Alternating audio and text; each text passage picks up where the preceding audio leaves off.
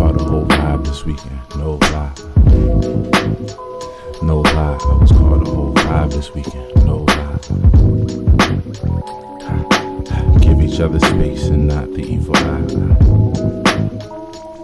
So we can give each other space without those evil eyes. We can give each other space without the evil eye. No lie, I was caught a whole vibe this weekend. No job. No lie, I was caught a whole vibe this weekend. No lie. Hopes high, give each other space. Give each other space and not the evil eye. So keep your hope high, you can give each other space without the evil eye. Hope high, give each other space, not the evil eye. No lie, I was caught a whole vibe this weekend. No lie, I'm serious. No lie, I was caught a whole vibe this weekend. No lie, telling you the truth, y'all. I'm in the booth, y'all. Studio, here to go. Rain, sleet, hail, or snow. What the hell you know about the double O? Oh, here's the shaker, yo. Shaker number 1, 2, 3, 4, 5. Make it do what it do. Feeling the vibe. Speaking of which, what's up with Dr. Vibe? That's my friend from Clubhouse. If you ain't know that shit, why not?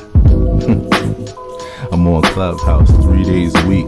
Monday, Wednesday, Friday to be exact. 9 to 11, except for when I wake up late like today.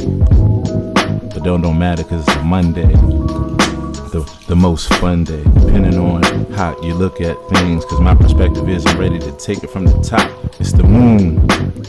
Before the moon is the sun, I think. Which came first? That's the question of the day. As it is a Monday, another fun day, a Monday, yet another fun day, a Monday, so yet another fun day, a Monday. Where my people's at. So if you're hanging with me on Facebook right now, or if you're hanging out in the replay of the Clubhouse now, oh my gosh, just the fact that I get a chance to say that, inside joke for all the Clubhouse residents hanging out here in these Clubhouse streets. We got replays, y'all. We got replays. And for those that don't know, hey, you're about to know. A replay is the ability for this experience to play back in an audio fashion with closed captions soon, y'all. Closed captions soon. They said it last week. This app is crazy. I actually think it's the best thing since sliced bread. And really enough said, but I could go on and on till the break of dawn. Spawn like I was a fawn. So I'm checking in with all my peoples, saying what's up to the peoples, saying what's up to Karen, saying what's up to Amber Delia. And what I mean is I'm trying to call my friends on the phone. So Clubhouse is just the greatest. If you don't know what Clubhouse is, download the app ASAP. Download Clubhouse audio chat.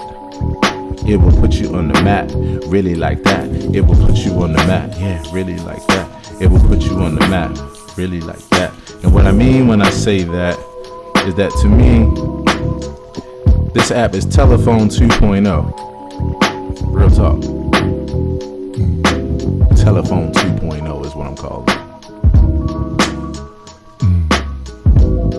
Like my 808. Telephone 2.0, y'all. They took the telephone and they put an interface on it, opened up the lines so that we could do three-way calling and everybody could be a part of everybody else's call all at one time and chop it up about anything from the north to the south to the east to the west. Doesn't matter what the topic is. The only thing that matters is that it means something to you and it's your passion. And other people are out there doing the same thing as they always have been. But this app puts that concept on the map in a whole new way. So what I'm doing right now is what they call pinging my friends. It's just another way of saying I'm calling them up on the phone, checking in, seeing what they up to. As we get on with this experience, it's the AP morning show. Let's see what's up, my cousin. See if my cousin Caesar is around. If y'all were here in the first season of the AP morning show, aka December 2020 till about June 2021, one of the people that was here regularly hanging out, we had so much fun together, is my cousin Caesar Bell, comedian extraordinaire, musician extraordinaire, greatness in my family, y'all. So I'm gonna see if I can hit him up, see what he's up to. Not the evil eye. So today is all about the importance of being honest with your damn self. Because to be honest, if you can't be honest with yourself, how are you gonna be honest with anyone else? That's the question. If you can't be honest with yourself, then how are you gonna be honest with anyone else? How you gonna do it? So that's why when I put it up today on Instagram and Facebook, take a look if you haven't seen it, at aaronhilltv. I was like, this is the most important subject on the planet Earth. Because it is. There's nothing more important than being honest with yourself. Truth of the matter is, honesty is the thing that allows us to live and thrive and not just survive. Dishonesty is what allows us to continue to do things to ourselves and to each other. Things that we stick to and are bonded to, like we are to our mothers, whether they were actually in our lives or not. It's this concept that if we aren't honest with ourselves, then we can harm ourselves because of the fact of not being honest that something that we thought worked actually never worked to begin with. Or it did work, but it was only during the time when we were in the toughest of survival times. Yes, y'all. It wasn't the best, but it is true that at some point, stuffing your emotions down helped you to survive. Because, trigger warning, beep, if you are a slave and you're a runaway slave and you're with your people, you might be breaking down just because emotionally this makes no fucking sense. And yet, only 3 or 4 minutes behind you are slave masters chasing you.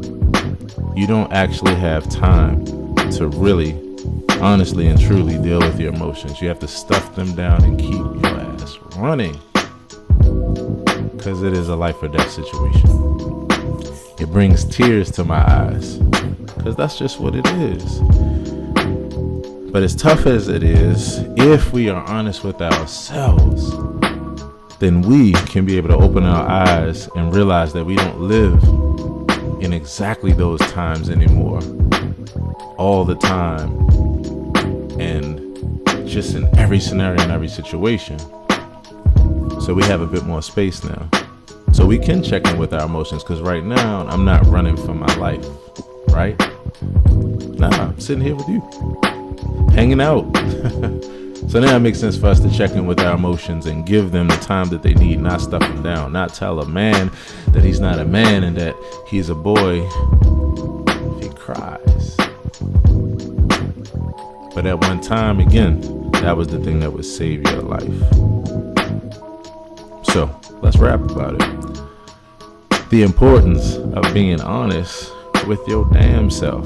Here's the beauty. All right, so I'm on Clubhouse right now. There's no one in my room yet. This is the importance of being honest with yourself. Because if I could be honest with myself, then I could be honest with me no matter who is around me, who's not around me. That means I can just be with me and be honest with me and know that it makes a difference. Know that it counts. It matters. It so matters. Give each other space, not the evil eye. So keep your hopes high. So I'm excited to talk about it because the truth of the matter is I'd be doing this anyway, even if I wasn't on Clubhouse and trying to holler at my friends. I'd be doing it anyway. Because it's about personal growth. We just finished a 15-part series with this AP morning show, stemming from what I guess I can now call last season, because I took 2 months off, so that's a season. And since being back, I'm reflecting on the 15 magnetic personality traits that we dove in on. And we finished up the last one last week with the power of personal growth and personal development, and how that's a trait within a person who has a magnetic personality. Is it you? Honestly, it probably is. Serendipity plus intention equals life. So what I mean by that is the only reason why this you're in my experience right now, whether it's now or later, is because of the fact that you and I have something in common. We are united in some way. Yep. It's true. Whether you believe it or not.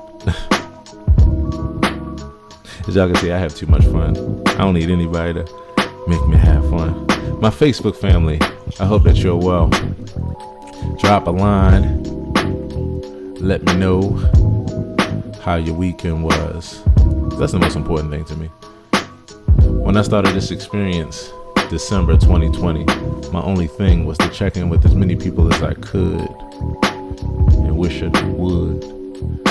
Try to interrupt that, because it's the most important thing on the planet. Being honest with yourself and then sharing that honesty with someone else. It's the most important thing. So,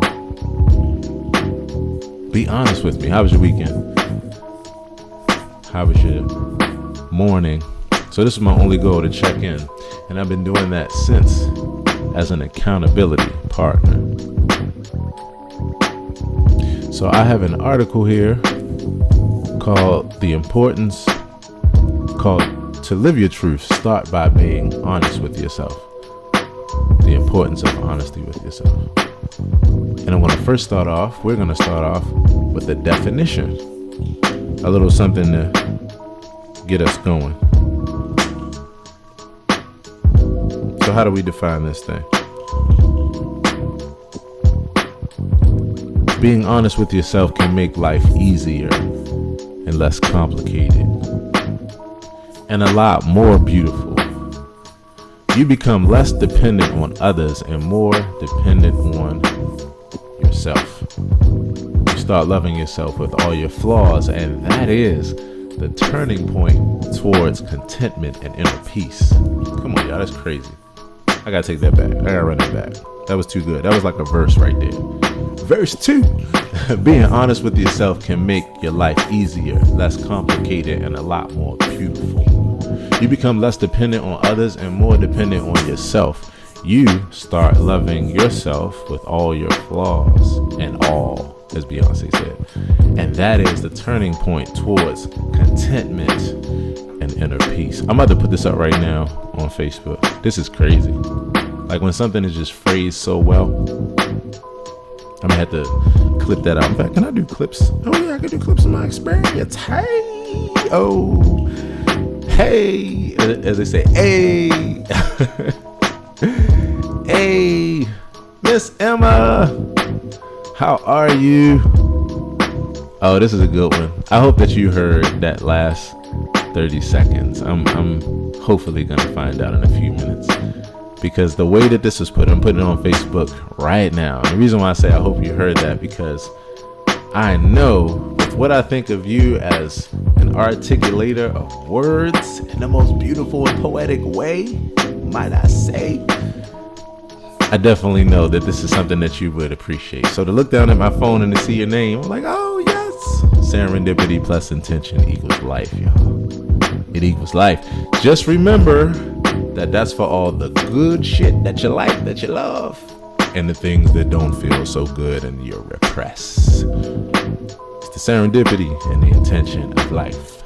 So here's the fun serendipity when my friends are with me. Miss Emma M. Dayton. What's happening, family? Good morning to you. As always, my only goal is to say hey to your beautiful face. Check in, see how you're doing. Keep on this thing called life together and accountability as partners. So, if you like to say hi too, that's my analytical way of saying hi. If you like to say hi too, by all means, you know what to do. Throw up a wave. Just come to the stage. Say hey. And if not, because you are taking over your day experience with your boy, your homie, your nephew, in the words of Kirk Franklin, your nephew in the background, then by all means, hey, you could do that too. You could do that too. You could do that too. But most of all, thanks for coming through, y'all. Miss Emma! Good morning. Good morning. How are you? Oh, I'm wonderful. How are you? Oh, why am I asking? I already know. Feel the vibe. You know what though, Miss Emma? I don't mind you asking, and here's why. Because this is a cliche, but I love saying this in this moment because it shows how much it's not. I am doing better now that I've spoken to you. Oh my goodness. And I really mean that from the bottom of my heart. Well, I'm doing better because you're in my world. You know, you have really expanded my view, my vision. Wow. And my capabilities. And, you know, you are literally what I consider one of God's gifts on the planet. Wow. Because of how you share everything. And you're the total demonstration of what it means to be a vehicle for betterment. I mean, you don't simply say a few nice things. You demonstrate what that looks like and how you live. And so folks who want to know, all they have to do is just watch you. You don't even have to ask any questions. Oh my goodness. Miss Emma, your words are always music to my ears, and they always touch my heart in the deepest way. You know, thank you. Yeah. I don't know if you've ever, so one of my favorite comedians are Key and Peele. And I don't know if have you heard of Key and Peele? Yes. Okay. Actually, yes. So I'm a huge Key and Peele fan. I'm wondering if there's also anybody else out there, if you're a huge Key and Peele fan. So I think that their comedy is funny, but I also think it's brilliant. And, so one of the skits they have is Keegan, who is Key, playing Obama's anger translator. And I don't know if you've ever heard it, but if you haven't, for anybody out there, if you haven't, check it out. Just go on YouTube and just type in Key and Peele anger translator. Laugh your ass off. So it made me think of that because I'm a complete fool. But on the other side, as I listen to your words, when you speak about me, I told you this since the first time we were in a meeting and you wrote the notes and you sent us the email, and I'm like, oh my goodness, you could be my my character translator. Like, I literally don't think that I could put into better words who I am like how you do. And it's so interesting to me, but I understand it because of artistry. I hear artistry when I hear you speak. Miss Emma, it means so much to me, because everything that you say is exactly how I live, is exactly what I know, but hearing it reflected, it's almost like one of those things where you can prepare for experience, but there's like, you can't actually totally prepare for some things. Like, it's just no way. And you could prepare as much as possible, but it's just completely different in a moment. That's how I experience, what you say, and how it affirms me. Wow, that's interesting, because that's really a two-way street. Wow. Because that means what I believe that I'm perceiving is what, that expresses your intention. So that's, it's a real communication there. Right. And it certainly benefits me, and it confirms that I can trust my observations, and that my intentions in terms of what I attract into my life, it's being confirmed as well. So, oh my goodness. So this is what this is what it looks like to be in a kindness and an affirming energetic loop. This is what it looks like and what it feels like. Because for you to say to me that who I am helps you to actually believe your observations, like of what you see, that's okay. You win this round. You win this round of of energetic love jousting. Like, and I really mean that. Like, it's so, you know how they say iron sharpens iron, and we know about like just energy and how you can get into negative feedback loops, you can get into positive feedback loops, with other people. You and I just have just a particular kind of energetic chemistry. I learn so much when I hear you speak, and then I give you what I give you, and it teaches you, and you learn. Like, it's just amazing, and I just appreciate it. So yeah, I'm grateful. It's an upward spiral. Right. Because I feel that my consciousness about what I'm doing and seeing and perceiving continue to expand and grow and elevate. And that's very important. Right. Throughout your life. And for me, I suspect I've lived the majority of my life. Right. I was thinking I have another 150 years in front of me, Right. But to be able to confirm that my intentionality is not only beneficial to me, but to others as well, because I also become the demonstration. Right. So, right. And that means that I'm living in integrity, and that's important. Yes. It's so important. It's important to live in integrity. And one of the ways that we try to live in integrity is by being honest, and being honest with ourselves first, and then from there, being honest with others. Miss Emma, how has everything been going with Conversations with Emma? Thank you for asking.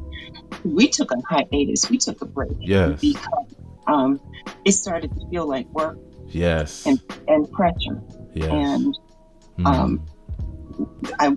for me, the important part was the joy. And I know that when I speak to someone and I'm listening to their story, because I've invited them to do that, and they're willing to share, and I'm not receiving it in the manner that I asked for it, then I knew it was time to stop. Right. So I did.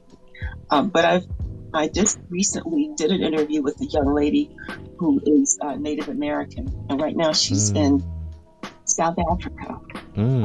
She participated in a Indigenous Peoples conference whereby folks are on a healing journey, and they came from around the world to meet in South Africa, and just through divine intervention, basically she became one of the keynote speakers, and she took with her, I believe, 8 ambassadors. Her goal was to take 12 people, and but she managed to be 8 who are also Native Americans from various different nation tribes in the U.S. And we presented a workshop on healing using the butterfly as the teacher, as the guide. Wow. The various phases of the life cycle of a butterfly. Right. And she's actively doing that now. I'm going to be posting her interview today, later on this evening, or rather, I should say, my tech crew. You know who that is? My husband. Yes. Michael. Right. It'll be posted later on today. But it was time to get back, and so I love it. I did have to take a break. Yeah. It didn't need to feel contrived. Right, at all.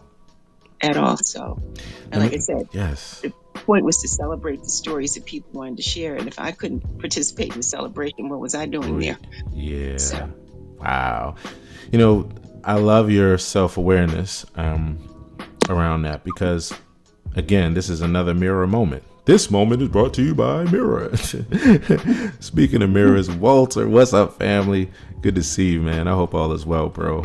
You know how it goes, bro. If you want to come on through, by all means, throw up a wave, bro. But good to see you, fam.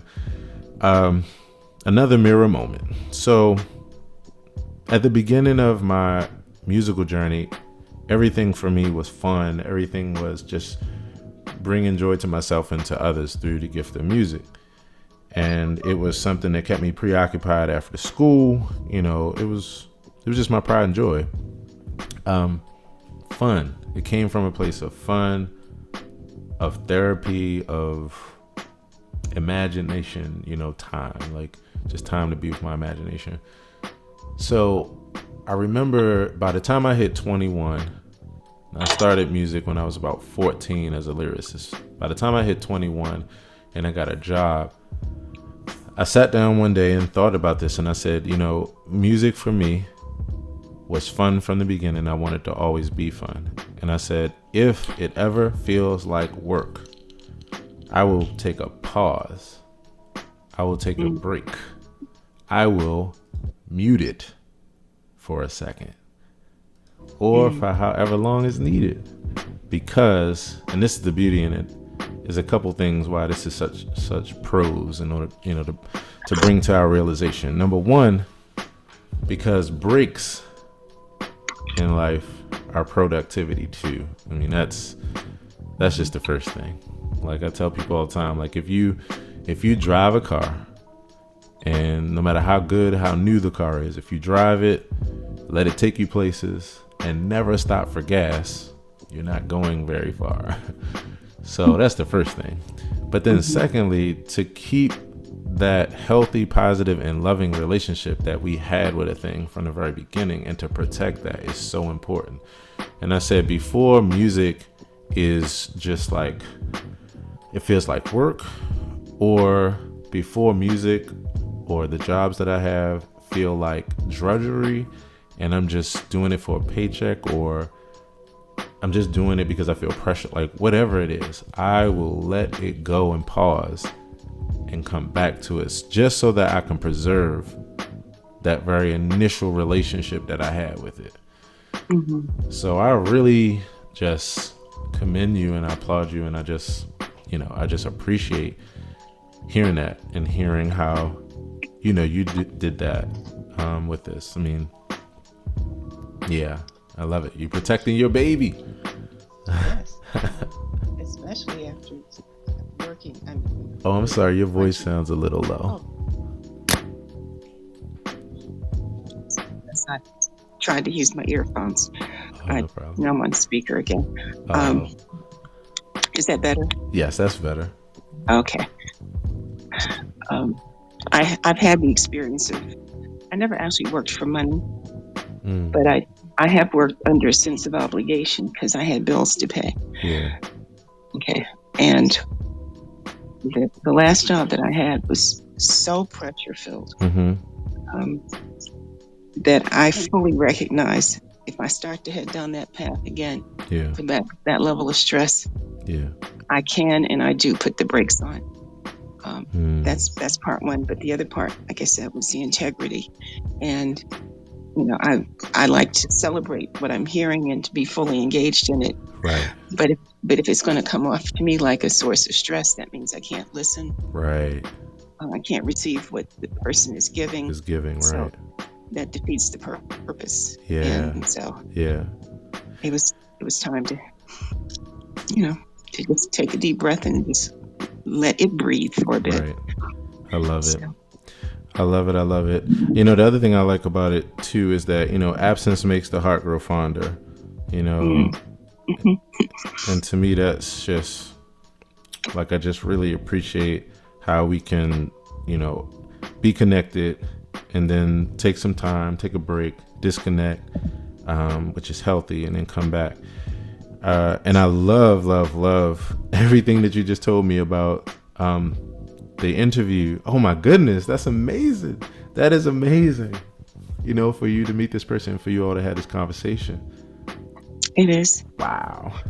Absolutely perfect timing.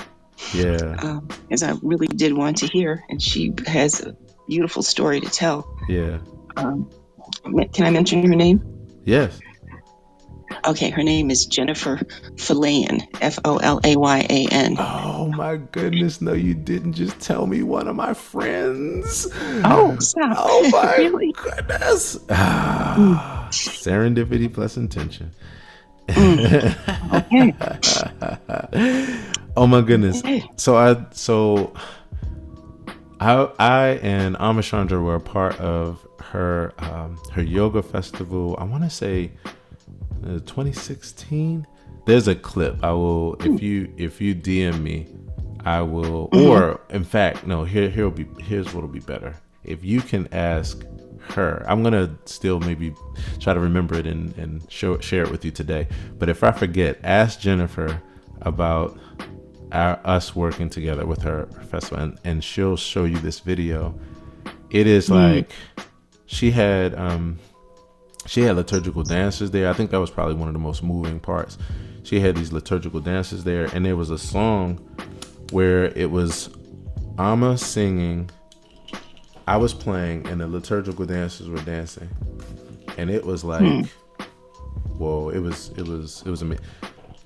This is amazing. So you and Jennifer sounds connected. like a magical moment. Yes. Oh my goodness. Okay. So thank you for making my entire day. You're welcome. So my pleasure. Yeah. One more thing I want to share with you in regards to conversations with Emma. In addition to protecting our baby, and hey Delia, protecting our baby, protecting our relationship with our passions and the things that we discover in ourselves. I'm still so happy just about how I got to be a part of your journey with discovering this party. I'm just so honored. Major part. Thank you. Thank you. One other thing I think about is making the process itself easy as possible, as less friction as possible, as smooth and as flowy as possible, so that we can also not feel like it's work. So here's what I want to tell you. Now, Clubhouse, since the last time we talked, Clubhouse has added levels on top of levels on top of levels of features that make life easier for us having conversations and having the kind of conversations that you and I like to have, and interviews and these kind of things. So now Clubhouse has what they call replays. Okay. So in a nutshell, Clubhouse is now not only a place where we can just hang out like this in a live, in a moment way, but all the conversations are archived exactly like how we are doing on other platforms like podcast and Facebook and YouTube, as we're posting content there. It's just, yep. And now, so I don't know if you can see it, but if you look right over the top of your head, do you see where it says replays on? Like in your picture, if you're looking at me to the left. Oh yes, I see it. Mm-hmm. Yep, I do.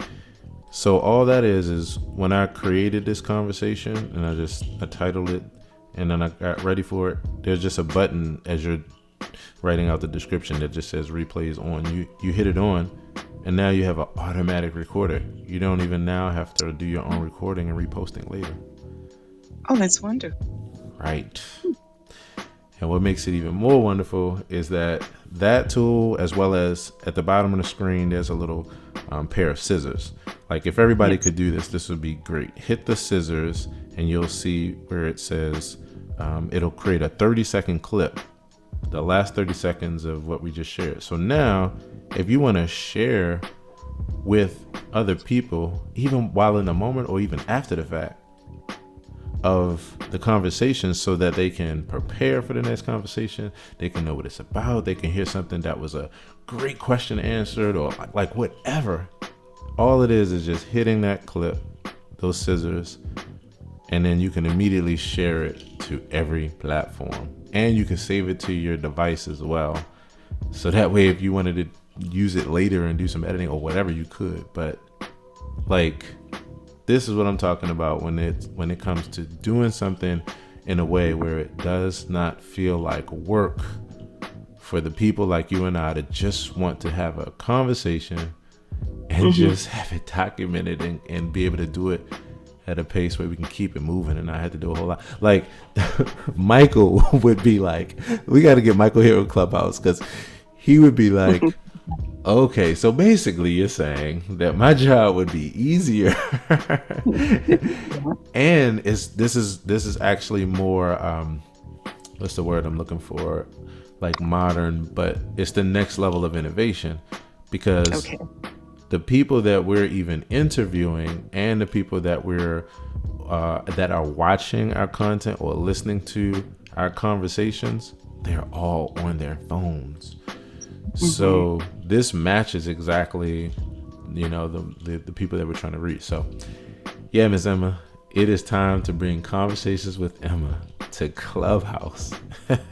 Well, okay, then another deeper step into that, was it far end, the deep end of the pool. But I still need my lifeline and my wings. Yes. So I'm not quite ready to tread water yet. Here's the beautiful part. The beautiful part is here. It's actually already done.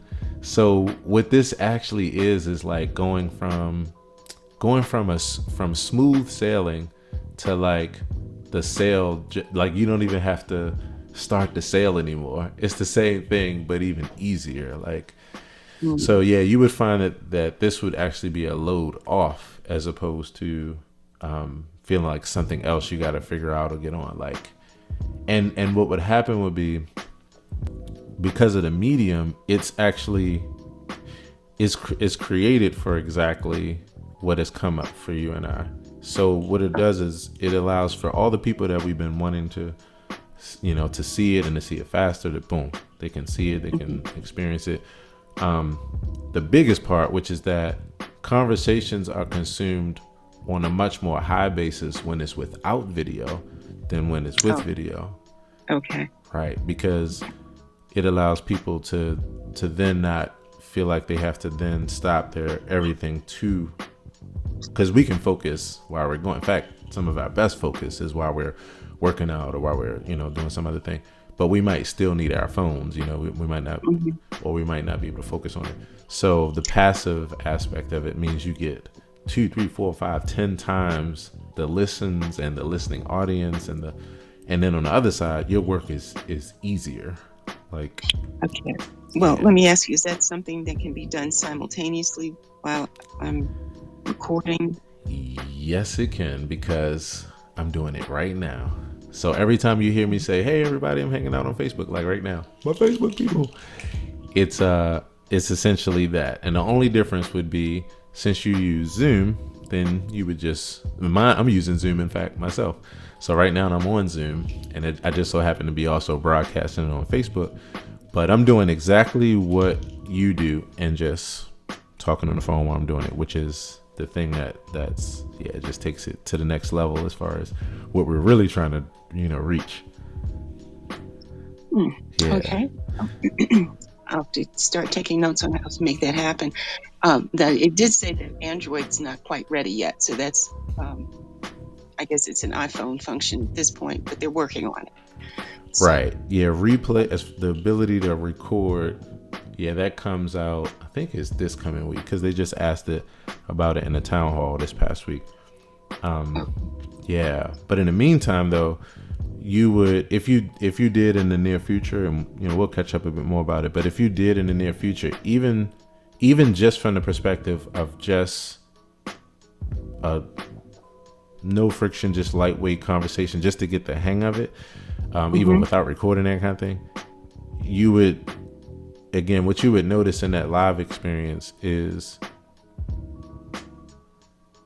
the people that you want to reach right now, they'd be there, like, because it's no friction, it's so no friction. So anyway, you know how it goes. I love to just pour with this, but I thank you for letting me share that with you, because I'm so excited about your journey, and I'm like, oh my goodness, the best is so yet to come, and what has happened so far is so amazing. So now I see the rocket to just make it go from here to the moon. Well, you are quite the visionary, and I want to thank you for that, and the confidence that you share regarding what's possible for me. I don't always see it right away, right? But you do, and I trust you. So thank you. You're welcome. And that's why the songwriter wrote, "That's what friends are for." Yes, indeed. Yes. So Miss Emma, it's been great chopping it up with you. By all means, if you want to hang around and either continue to just listen into the convo or partake, by all means, it is all good. Most of all, I'm just so glad I got the chance to hear your voice and just chop it up with you for a few. Oh, thank you. I feel exactly the same way. Thank you for the opportunity and for continuing to be a visionary and a guide, and just, living in your integrity. Thank you. I'm going to sign off for now. I've got some errands I need to take care of. Some chores, actually. Right. And thank you for taking care of this errand with your love and with your affirming words. I appreciate you. Please tell Michael I said hello. And I definitely, I look forward to seeing you soon. And right before you go, maybe we could say good morning to Walter. Walter just came up. Hey, Walter, meet Miss Emma. It's Emma, Walter. Hi, Walter. Morning, Hi, Emma. Good morning. Walter, good morning, fam. Everyone have a wonderful, wonderful day. Yes, you too, Miss Emma. Take care. Talk to you soon. Yeah, happy Monday, Emma. Take care. Thanks. Bye-bye. All right. What's up, Aaron? Walter, what's happening, family? Not much. I feel like I'm still waking up, but I'm up though. I'm up and moving, but it's like my brain doesn't know I'm up yet. It's weird. Yo, I so know that feeling, bro. Right, that's the space between the time where your body is waking up and your brain is waking up, bro. That's a whole TikTok right there, bro. That's a whole TikTok. Right? You as your brain and you as your body. Like, motherfucker, you want me? You ready now? Can I get 5 more minutes at least? Like, no, man, we up, man. We ready to go, man. Come on, man. Oh my god, that's a whole TikTok, bro. For real. Are you on TikTok? Bro, I sure am, man. I sure am. Let me find you real quick. Yo, please do. So here's the funny part. I'll tell you the story. So I'm at aaronhilltv on TikTok. Everybody, aaronhilltv. So when I started TikTok, I'm one of those people that, I know the power of each platform. Everything is, has its uniqueness. And I only had but so much time in the day, and I'm on my P's and Q's. But when I decided to get on TikTok, I was like, okay, all right, let me figure out what's going to be the thing that, like I was just telling Emma, like what's going to be the thing that makes it no work, just makes it like something that just flows with my day and doesn't add any more time, blah, blah, blah. So I started recording my, I wanted to start recording my original quotes and just put them out as little short little short clips so people could just be inspired by them and just have a thought for their day. I woke up one morning and I was like, all right, I'm ready to do this. But I did not want to get out of bed. That's why I'm tripping off your story. I did not want to get out of bed to even do this. But I was like, you know what? I'm just going to do this shit in bed. And I was like, you know what? That's actually kind of dope. I was like, okay, first of all, it'll give me no excuse. And I don't have to worry about prepping. Look, I'm just here. Boom. This is what it is. And I was like, I'll call it Naked TikToks. and it'll be a double entendre, and the concept will be about telling the naked truth. But my ass will be able to create 1,000 of these just in bed. Just in bed. I never got to upgrade, bro. I ain't got to get new backgrounds. I ain't got to upgrade to new locations, new new microphones. I'm like, nah, bro. We've been in bed since day one. So hey, but you're listening to what I'm saying though, and it works. I know I do this, and I feel like we like try to start off with like doing the most, and I was like, why? Start naked, bruh. And let me tell you this is the beautiful part I like about it. It's like on one hand you have the start basic, you have some formulas where it's like start basic and then move from there. But then, and this is why I love this topic of the importance of being honest with yourself, right? Because then what I've learned from a psychological standpoint is most of us fail because we set up scenarios that are everything from hard to like it just takes extra work to damn near impossible to keep up that particular level of things. Like maybe you need too many different things like at play in order, or too many different things, too many different ingredients, too many different tools, too many different people maybe even to just get this shit done. So you try to find the way that if you started at that level, and if that's what you create as the tenure, as the flow, as like the vibe, then you don't have to worry about upgrading, because it's not an upgrade thing. This is what you have created. This is the brand. This is the culture of it. This is the vibe. You know what I mean? I do. Yo, this experience right now is the importance of being honest with myself. And I mean like the actual literal experience that we're in, talking to each other, vibing out. Because I was like, yo, I'm just going to do what I just do. I'm not going to add anything to it. What I'm going to value more is what's already there. And then what I'm going to realize is what I already know as a creative branding and marketing strategist, which is every brand on the planet, everything that has significance is about somebody taking that and making you become a believer that that's significant. Like, it's because of the quality that they put into it or the time or whatever. Like, but we have the power to make anything the shit. All you got to do is the difference between whether it's the shit or not is whether you know that you have the power to, and you have the investment in it, or you have the confidence in it, you do it. And then when people are like, dang, is this what he means to do? You're like, hell yeah, I know exactly what I'm doing. And then the other people are like, damn, we know what he's doing. Like it's just what it is. So yeah, man, that's what that's about as well. I feel that. It's interesting. It's almost like I think that's one of the why Clubhouse like popped the way it did, because like you know, all you did is just pull up and hear and listen, and then afterwards everyone added a whole bunch of extra stuff. But at the beginning, right, people just pull it up as they are. Yeah, and when that's the foundation, then it's not too far gone. Like even when other stuff is added to it, it's still built on that foundation, which is why people like you and myself and other people that even just hang out in this experience regularly, like people say regularly, like this is and has been one of the only places I come on Clubhouse, one of the only spaces I occupy. And it's purely because of the fact that it's that foundation that you're talking about, where it's just about being authentic, it's laid back, it's not a whole bunch of pressure. I'm not trying to sell you anything or sell you my course. Like we're just hanging out. You know what I mean? It's just authenticity, and it's about being honest and being accountable to each other. So yeah, bro. Hey man, how you doing, Walter? How you doing, bro? I'm doing good, man. That's what's up, bro. Good. I've been thinking a lot about this. Like, it's like everything is aligning, and I've seen like the alignments of the next steps and everything. So like I started off this year with the goal to create leverage, and I feel like for a period of time I fell off due to me doing too much. Right. So I know like, that. Just like doing this conversation. Right. The DTM syndrome. Right. The DTM. Yeah. Oh, I like that. Yo, take it. Yo, Walter, take it. Run with it, bro. Please, please, yo. Bro, for me, take it, bro. I should have to write that DTM. down. Yes, please, yo. That's you. That's all you. That's yours. That's all you, bro. DTM. I just so happened to be in the moment and was but hey, boom, Yo, that's so important. Yep. I love Do that. you suffer from DTM? You know, like Right. Ooh.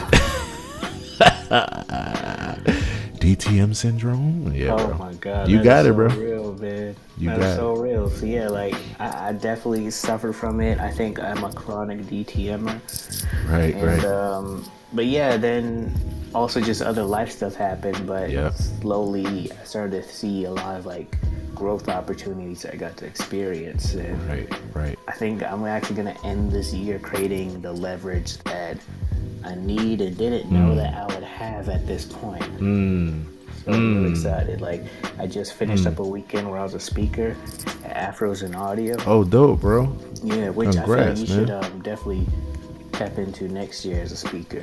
Okay. Yo, if you can remember, I'm gonna see if I can DM. No, you don't have to remember. What am I talking about? We're on Clubhouse. DM the dude. Like, oh, my bad, Joe. You had to be a part of that mental conversation. Sorry if it caused any scare. But I forget sometimes that Clubhouse has it like, oh yeah, we gotta connect, and I'm like, oh yeah, it's right here.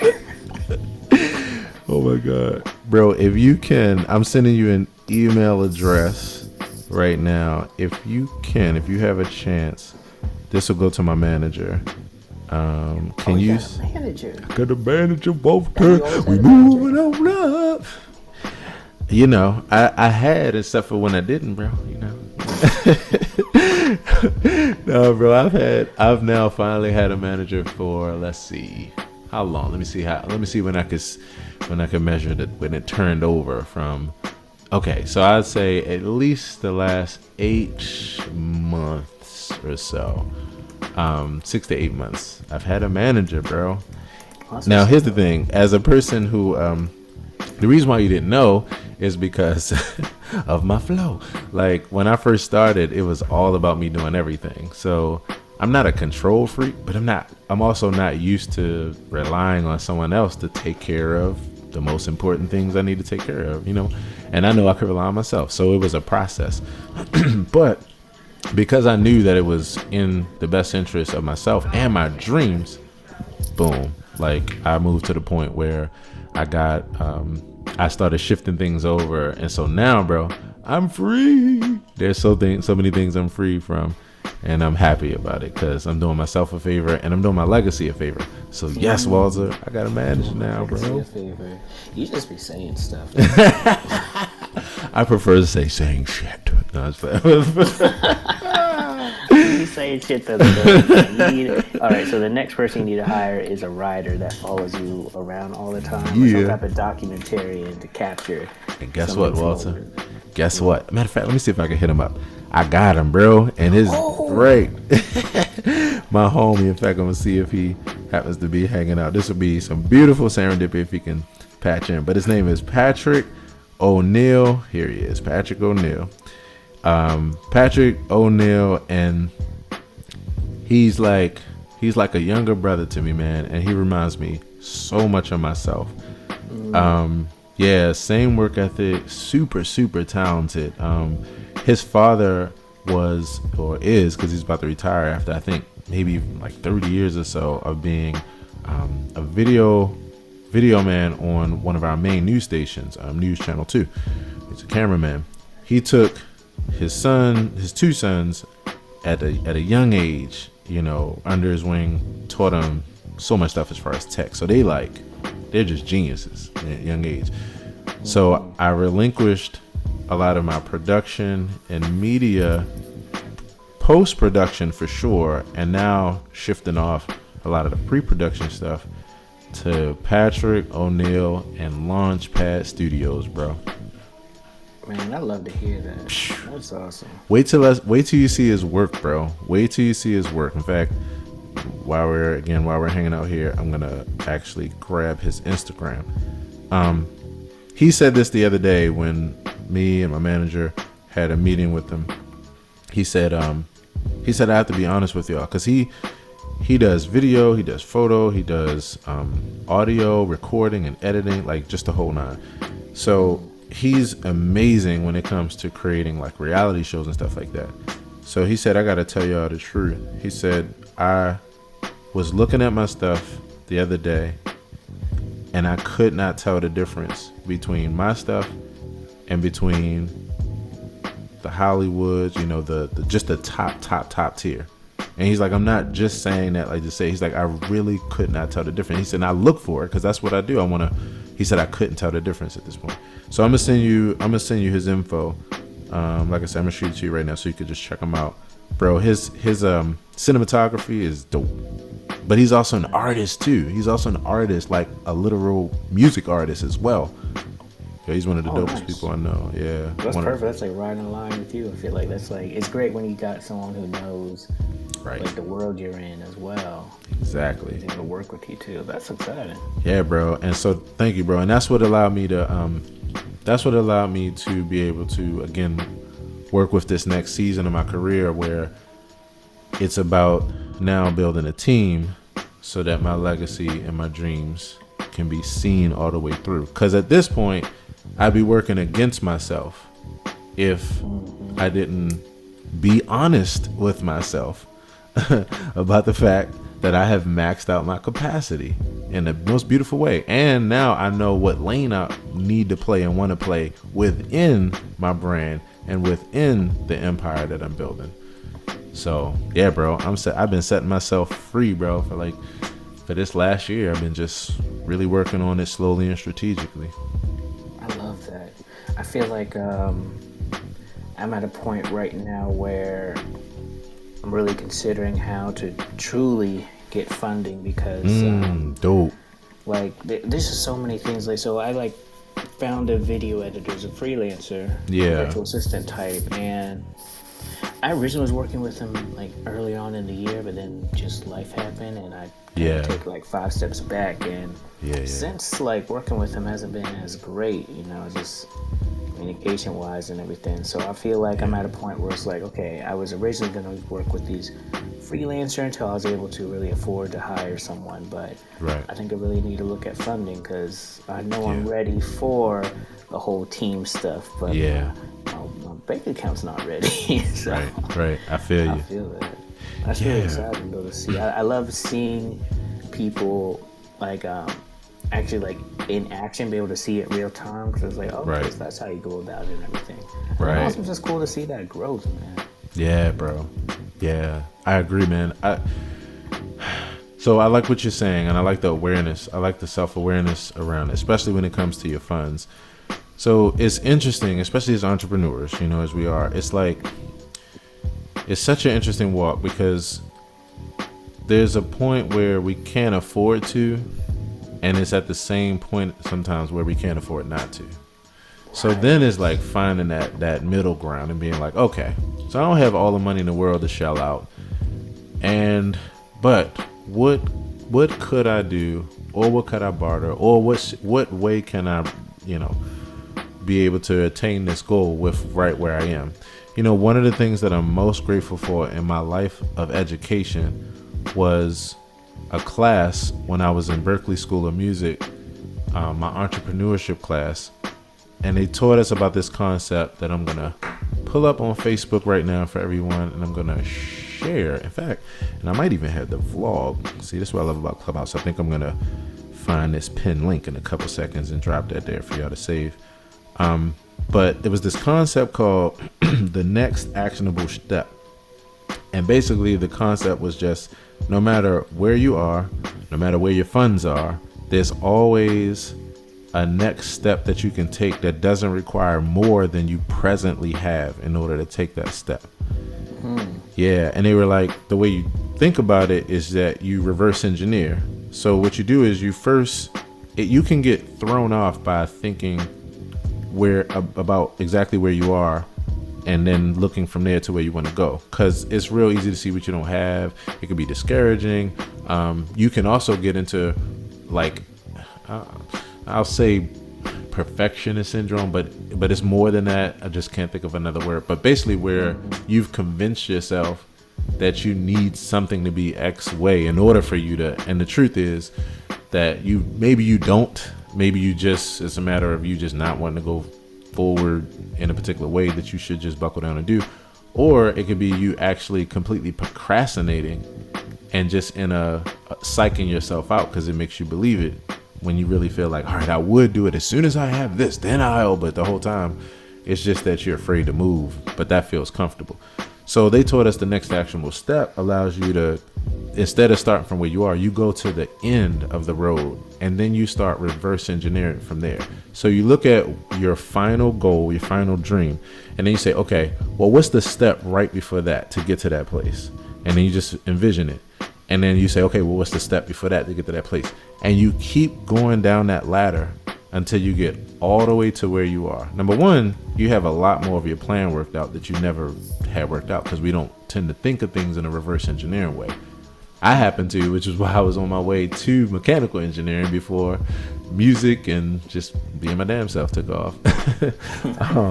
But the reverse engineering, though, means that now you actually have worked out an actual plan that's realistic. You can see not just the big dream, but you can see the steps in between. And then most importantly, you know exactly where you are and what you can do right now with your funds, with your time, with whatever, in order to take it to the next step.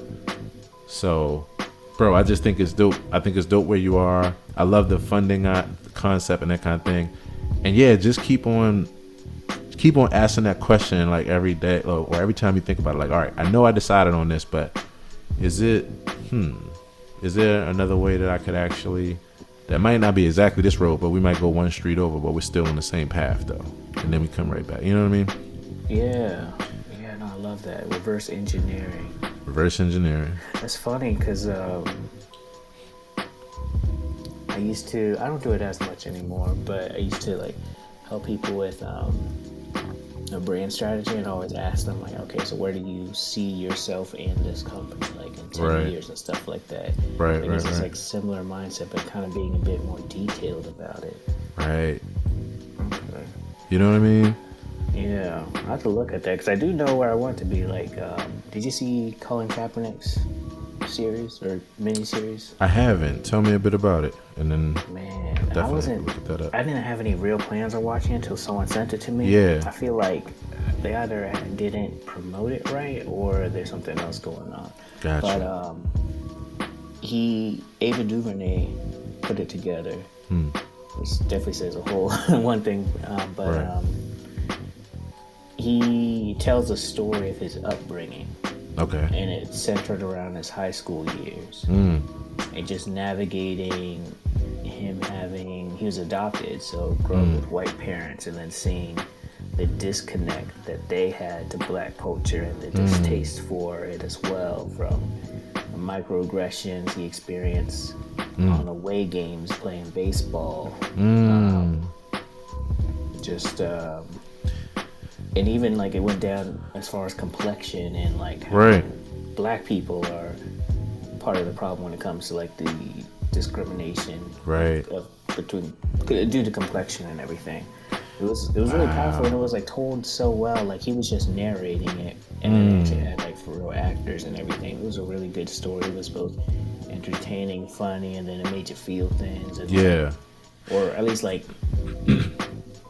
I mean, I guess feel things, but like resonate with a lot of it. Like I definitely resonated with a lot just growing up how I grew up. So, man, I'm feeling this already, bro. And because the first thing, and I'm definitely gonna watch this. Like, I've been checking out LeBron James recently in the Calm app. Oh, me too. Yeah, bro. Right, I'm giving you a fist bump, bro, from here in the studio, bro. Let me tell you. At you, man. Whew. And it's taking my respect to another level. Like I've learned so much, and so now it has me kind of on that path of wanting to hear other people, speak because what you even in just hearing you share this much, I'm already hooked because I'm like, wow.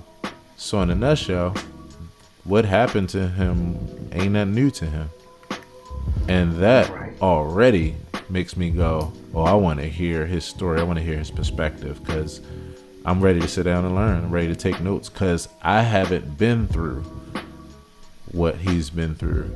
And I want to learn from what that means. I want to learn from all the way up until the point where finally one of these incidents would then make headline news, that he would. But this was just yet another experience that he had already been familiar with. Yeah, bro. Thank you for sharing that with me. I'm going to definitely check that out. And of course. And I'll definitely like be, you know, as we see each other in the future, I'll definitely be bringing that back up, and we'll be chopping that up about that here. Nice. Yeah, I'm ready to take notes. Damn, bro. Yeah, and when you do, let me know, because I'm not sure how exactly I want to format it just yet, Right, but I want to do a podcast episode on each Yeah, episode of it. There's only 6 episodes of the call-in thing, yeah. so 6 of them I want to have different people on each episode to kind of talk about Oh, it. that's So dope. That's when dope. you do, let me know which episode, kind of maybe like top 3 episodes Right. that resonated with you, and would love to talk to you about it. Bro, I love to do that, man. Like, you got it. And then one more thing, bro. Gotta bring. What's the name of your podcast again? Oh, Boss Locks. Boss Locks, bro. Now, and you were here when I was talking to Emma, right? Mm-hmm. Yeah, bro. It's time to bring Boss Locks to Clubhouse, bro. It is for real. Let me tell you something, brother. With all the locks in the head of my, with all the locks I have, bro.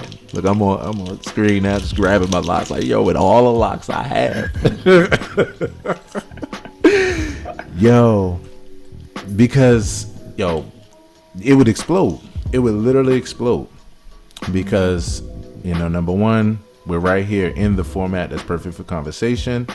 And Walter, you got replays now, bro. You got replays now. I don't even know how to find the replays, like the past shows. Right. So they're now like. Oh, I see them. Yeah, I was going to say they're building the structure now. So like, you know, the first way now is that, you know, it's available on the profile of the person, which is like, hell yeah. And I was telling Coco about that. Where's Coco? Coco's still here. Coco's here. I was telling Coco about that and why I'm so excited about that, even for what she's doing. So they're building the structure now. So right now you can find the replays right under the profile, which is perfect. That's psychologically, that's where you want to start. But soon they're going to have it in the searches where you can search any conversation.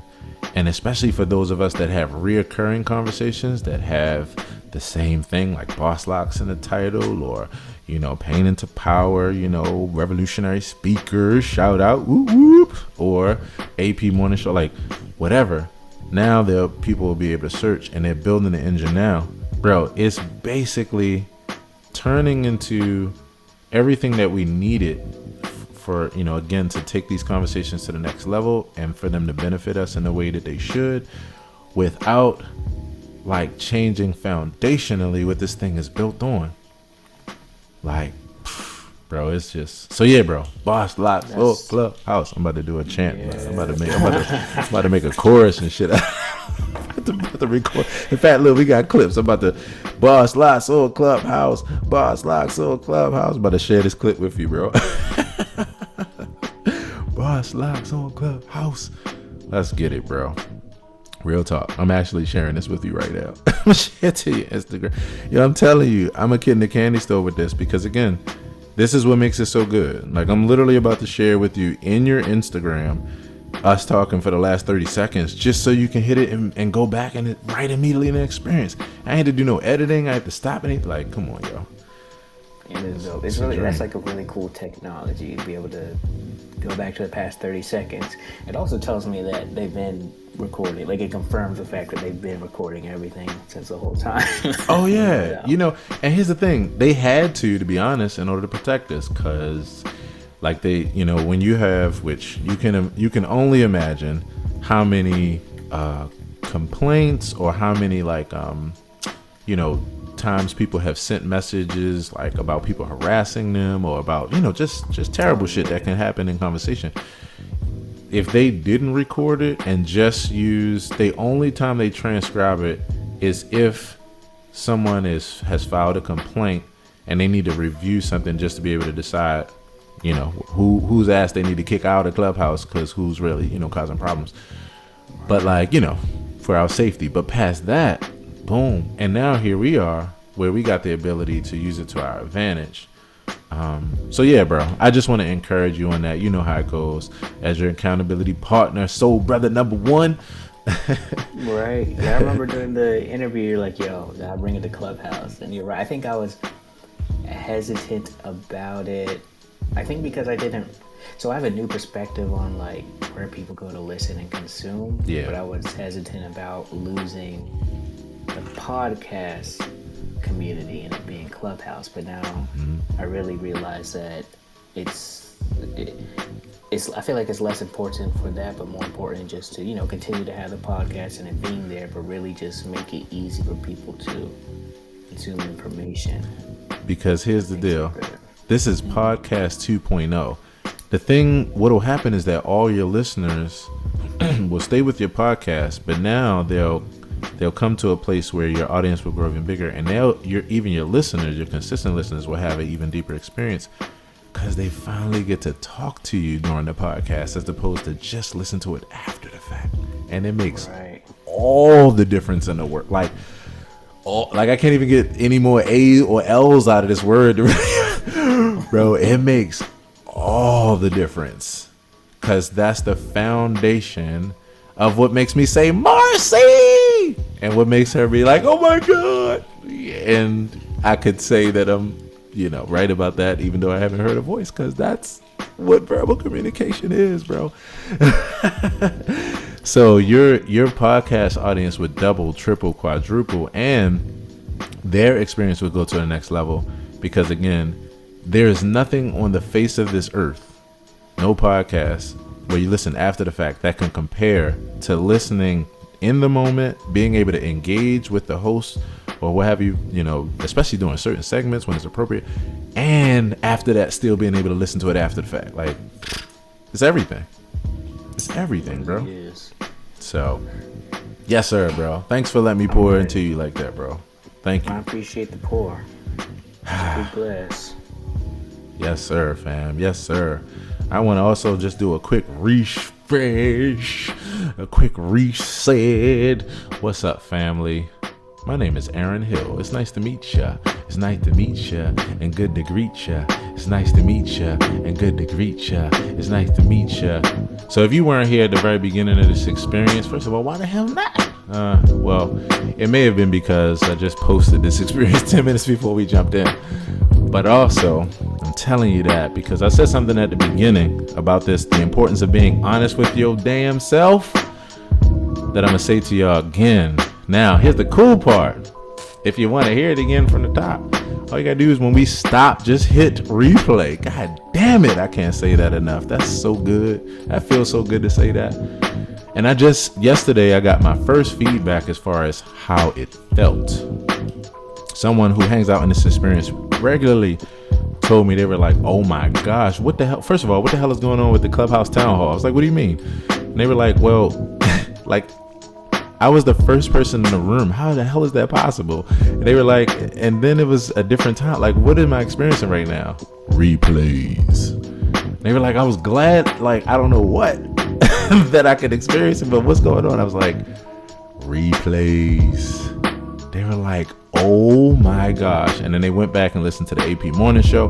They listened to 5M and they were like, this is incredible. I'm so grateful for this because now I get to be in the experience and after the experience be able to go back and do it. And I had to leave to go to another platform or find another link or say, well, what name did it put it under over there? And like, it's just right here. It's come right back to where you were.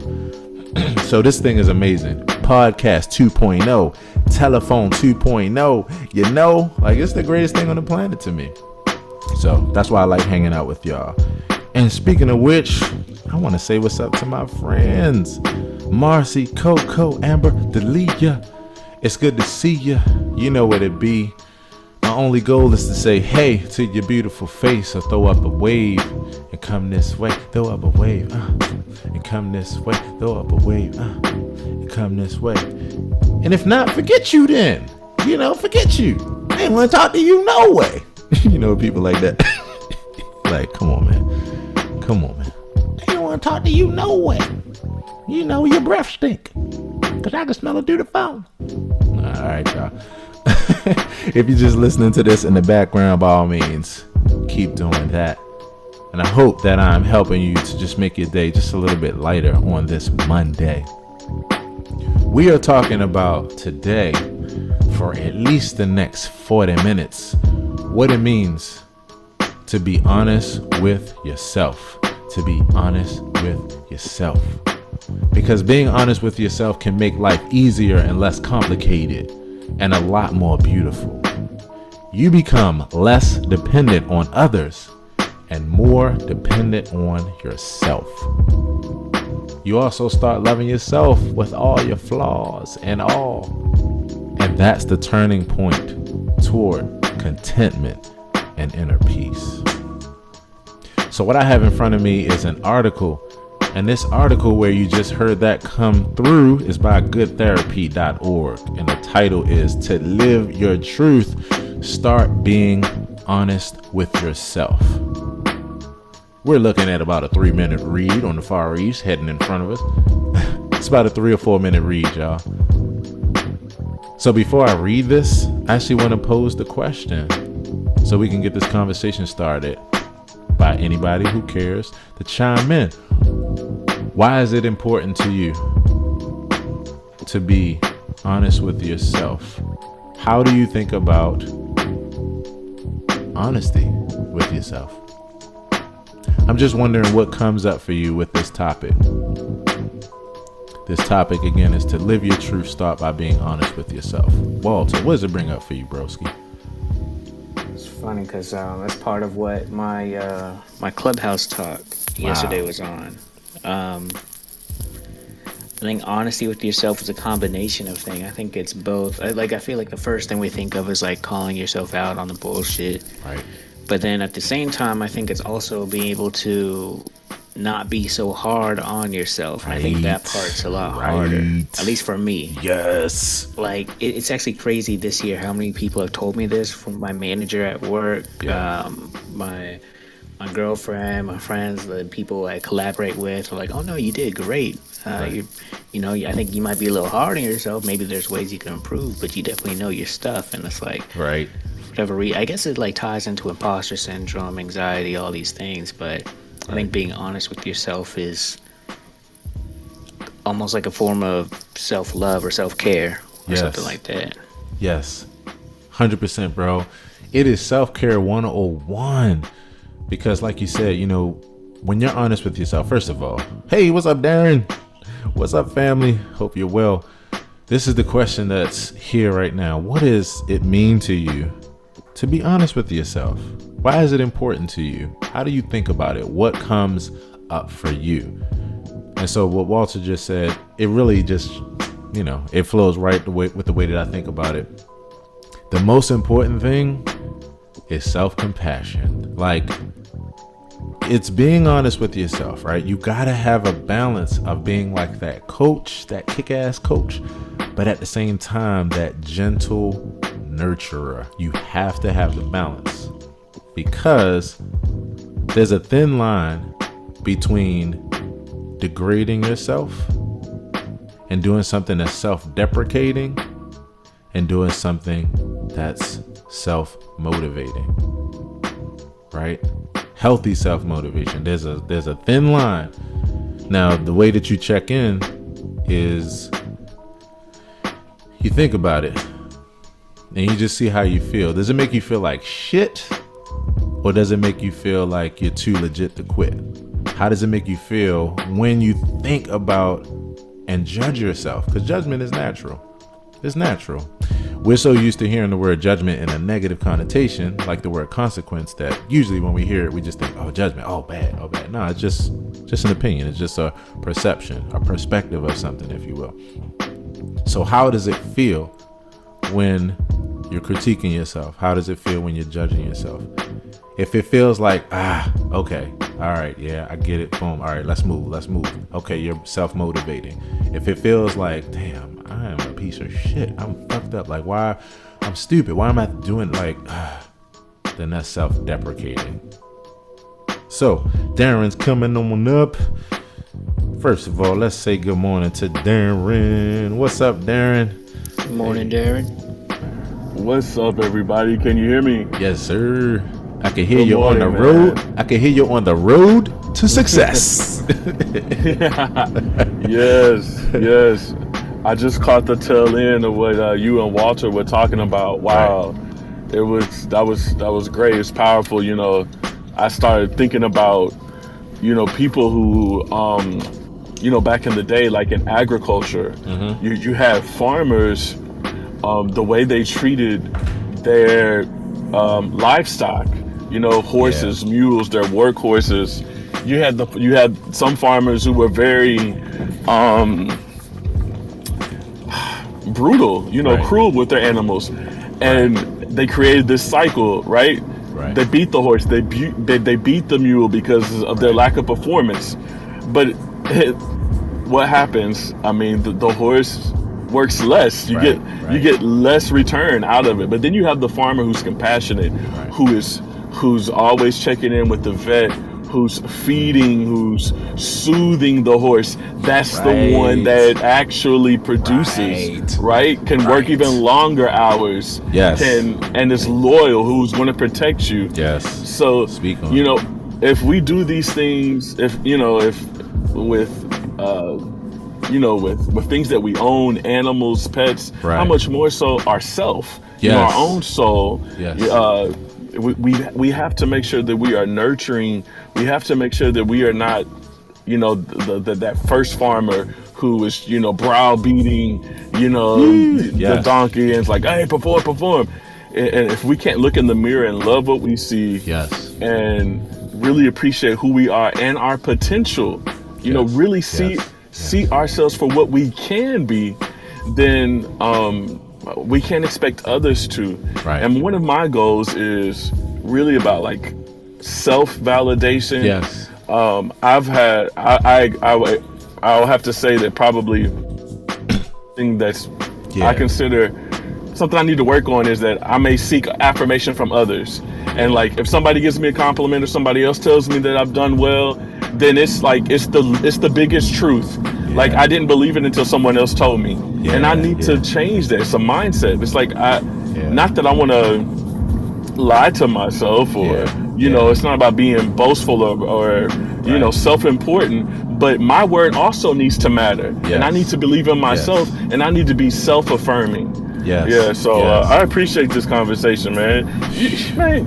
Man, you the best, man, for real, dude. Thanks, Darren. Look, you the best, man. It takes one to know one, brother. Yo, it takes one to know one, man. Like, there's this serendipity, bro. I had a friend when I was a kid. His name was Tori Trogdon. He's my good friend. And you remind me so much of him, man. Y'all have like the same cadence, man, similar voices. And just from the perspective of what you're talking about, bro, let me tell you, it takes the best to know the best. Take one to know one, man. And that's why I enjoy vibing with you. Bro, this is the deal. It is so true. When you're looking at, self-motivation, this is something that is important. You got to be able to be honest with yourself. You got to be able to be gentle with yourself. If you can't be gentle with yourself, I promise you, you will not get the most out of who you are, and you won't get the most out of your potential. The mindset that we're talking about, especially when it comes to beating ourselves up, like this comes from past survival times. I talked about it earlier in this experience. There was a particular time where stuffing down your emotions helped you to survive. The difference was, it was when maybe, trigger warning ahead, it was maybe when you were a slave running for your life. And yes, it was tough, it was depressing, you were just fucked up where you were having a nervous breakdown, and guess what your friend had to say to you? Stuff it down, because they're right behind us about 4 miles down the road. We don't have time to cry, we gotta keep going. The difference is now we live in different times, many of us, and that's not the way that we're running from our lives. But everything is geared, when it comes to evolution, everything is geared towards survival. It's not seen as a good thing or a bad thing. It's not a good thing or a bad thing. It's just the thing to help a mechanism, a species to survive. As time goes on, we have to then be able to self-reflect and be able to look at things, be around other people that's speaking these same things to let us know that these mechanisms were never helpful, not to the long-term journey. They were helpful just during those times where we had to survive. So when you take something like validation, like what you just mentioned, Darren, one of the ways I like to encourage myself as far as self-validation and self-affirmation is even if, no matter who, my circumstance or someone else's circumstances, even if the way that the person or the people, myself, the way that we learned who we were and to have confidence in ourselves was that it was totally dependent from the very beginning. Because the truth is, evolutionarily speaking, that's the way that it has to be and needs to be.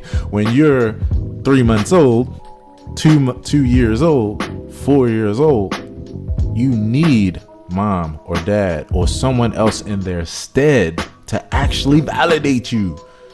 Now, depending on how much and how big of a dose you got of that will determine how much you need now. That's all it is. It's just simple math.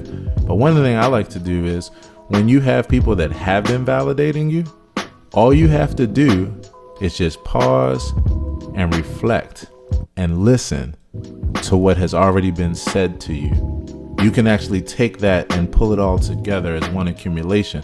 So that way you don't need another moment of that necessarily where you're depending on it, even though that's what got you to that point. It's just a matter of, I tell people all the time, so as a musician and artist, when I'm helping someone else, whether they're a artist or musician part of mine, or whether they're a student, I say the same thing when it comes to motivation. When they're struggling with how they sound or how they perform, but they're actually being effective, and they're the only ones that's not convinced of it, I say, just think about what people have said to you. Think about what their reaction has been to you. Think about what they have said to you was their experience of you. Now, of course, that comes with the territory of thinking about the positives and the negatives. But from this place that we're talking about, if we just, for the sake of today, just talk about one aspect of it, when you are knocking that shit out the park, when you are doing well, when you are who people have said you have been to them and how they experience you, all you got to do is believe it. That's it. And that will help you. Just reflecting on when that person said, Darren, you have no idea how much you inspired me and how just what you said at that moment made the rest of my day. It answered a question I've been trying to figure out for so long. Just remember that. And then the other time, the other person was like, yeah, you said this one thing. And I was like, oh my gosh, how did he know that I was on that same tip? Just believe it. Just receive it. Just go back to the gift that was already given to you. And just go ahead and accept it all over again. So yeah, Darren, I appreciate that, how you bring up this topic of self-motivation, self-validation, self-affirmation. You dope as hell, bro. Oh man, thanks, man. Man, this is a whole vibe, man. I need this every morning. I think I missed it Friday. I was like, oh dang, man. It's like I'm gonna have to start setting up my day where I can catch at least a few minutes of this. No doubt, fam. And speaking of which, I'm gonna tell y'all one way to do that. And I so thank you for bringing that to realization, Darren. So number one, and I'm going to be scheduling rooms far ahead in advance. Like today when we finish, I'll go ahead and schedule. So the schedule for now for me is Monday, Wednesday, and Friday, 9 to 11. And if you have been here since the beginning, those that have, and Walter remembers these days, Amber Delia remembers these days, we would have 4 and 5 hour marathons. And I would be going. Incredible conversation from beginning to end. So there's that. And you can definitely just look out for them, of course, on my social media and all that kind of stuff, and hit that bell icon here and all that kind of stuff to make it, show you. But most of all, you just said something. I always say serendipity plus intention equals life. So one of the things I said, as soon as I hit start on this experience, which you can catch in the replay, what you're going to hear me say is that, no lie, this week I was called a whole vibe, no lie. And it was one of the deepest things that impacted me, because I knew what the person was talking about, because I was being what I was being. And yet I used that as another opportunity to reflect on what someone said about me that is playing the role of my self-affirmation right now. And that's how we get into this place of what it means to be honest with yourself. How you can stand in accountability with yourself by just being honest. I want to do a quick refresh of the room. I want to say what's up to Marquetta. Hey, unless your phone is frozen, you've been enjoying this experience. And I thank you, because I've also been enjoying your profile pic, because that bow and arrow shot is the most powerful thing I've seen today. And I would love to know more about that if you got a few minutes. But I love to say, hey, if you or Dalia would like to come to the stage, by all means, throw up a wave. I'd love to check in, say hey, and just see how you're doing, see how your mom and them. And if not, by all means, I thank you for making this the background of your experience this morning. My people on Facebook, Kendra, thank you so much for hanging out and sharing day. Gloria McCall, what's up, y'all? Thank y'all so much for hanging out, as always. So we're about to get into this. I'm going to throw the question on the table one more time. Then I'm going to read this 3-minute article. Then we're going to chop it up. And this last, 24 minutes is about to be the most amazing shit ever. If you're not hanging out with me on Facebook, just come on over to Facebook. I'm at aaronhilltv. Look for the red and black profile picture. And then last but not least, at the top of the screen here in Clubhouse, you see this little link that says the next actionable step. This came from a conversation with Walter and I earlier, where I was telling him that in my time at Berklee School of Music, one of my favorite classes was Entrepreneurship 101. And they taught us something that was about reverse engineering your dreams. And it was called the next actionable step. I made a podcast about it. Like to hear it? There it go. It's at the top of your screen. Just click that, save it, and watch it later. It's 2 minutes or so, but I think it will really, really help you. And if it does, holla at me on Wednesday and let me know if it helps you. You know, if you got a minute, or drop a line somewhere else. All right, so here's the article. To live your truth, start by being honest with yourself. This is by Jacqueline Pierce, MSEDLMHC, whatever the hell that means. We have been taught from a very young age that honesty is the best policy. And we are taught to be honest in all our dealings, big or small. We are schooled never to lie. We're told repeatedly that honesty is the most important of all ethics. However, what people tend to forget to teach is the importance of self-honesty. Being true to yourself is very important. You can be honest with the world, but as long as you're not honest with yourself, you're not being fair. And I'm going to disagree with that very statement, because I actually don't feel like you can actually be honest with the world unless you're being honest with yourself. And if you are being honest with the world, then chances are it had to get through your filter of first being able to be honest with yourself enough to then be honest with the world. So I think you can say something to the world that maybe you think you're being honest about, and still have a cognitive dissonance, or you could just be flat out lying. But we have to chop it about that a bit more.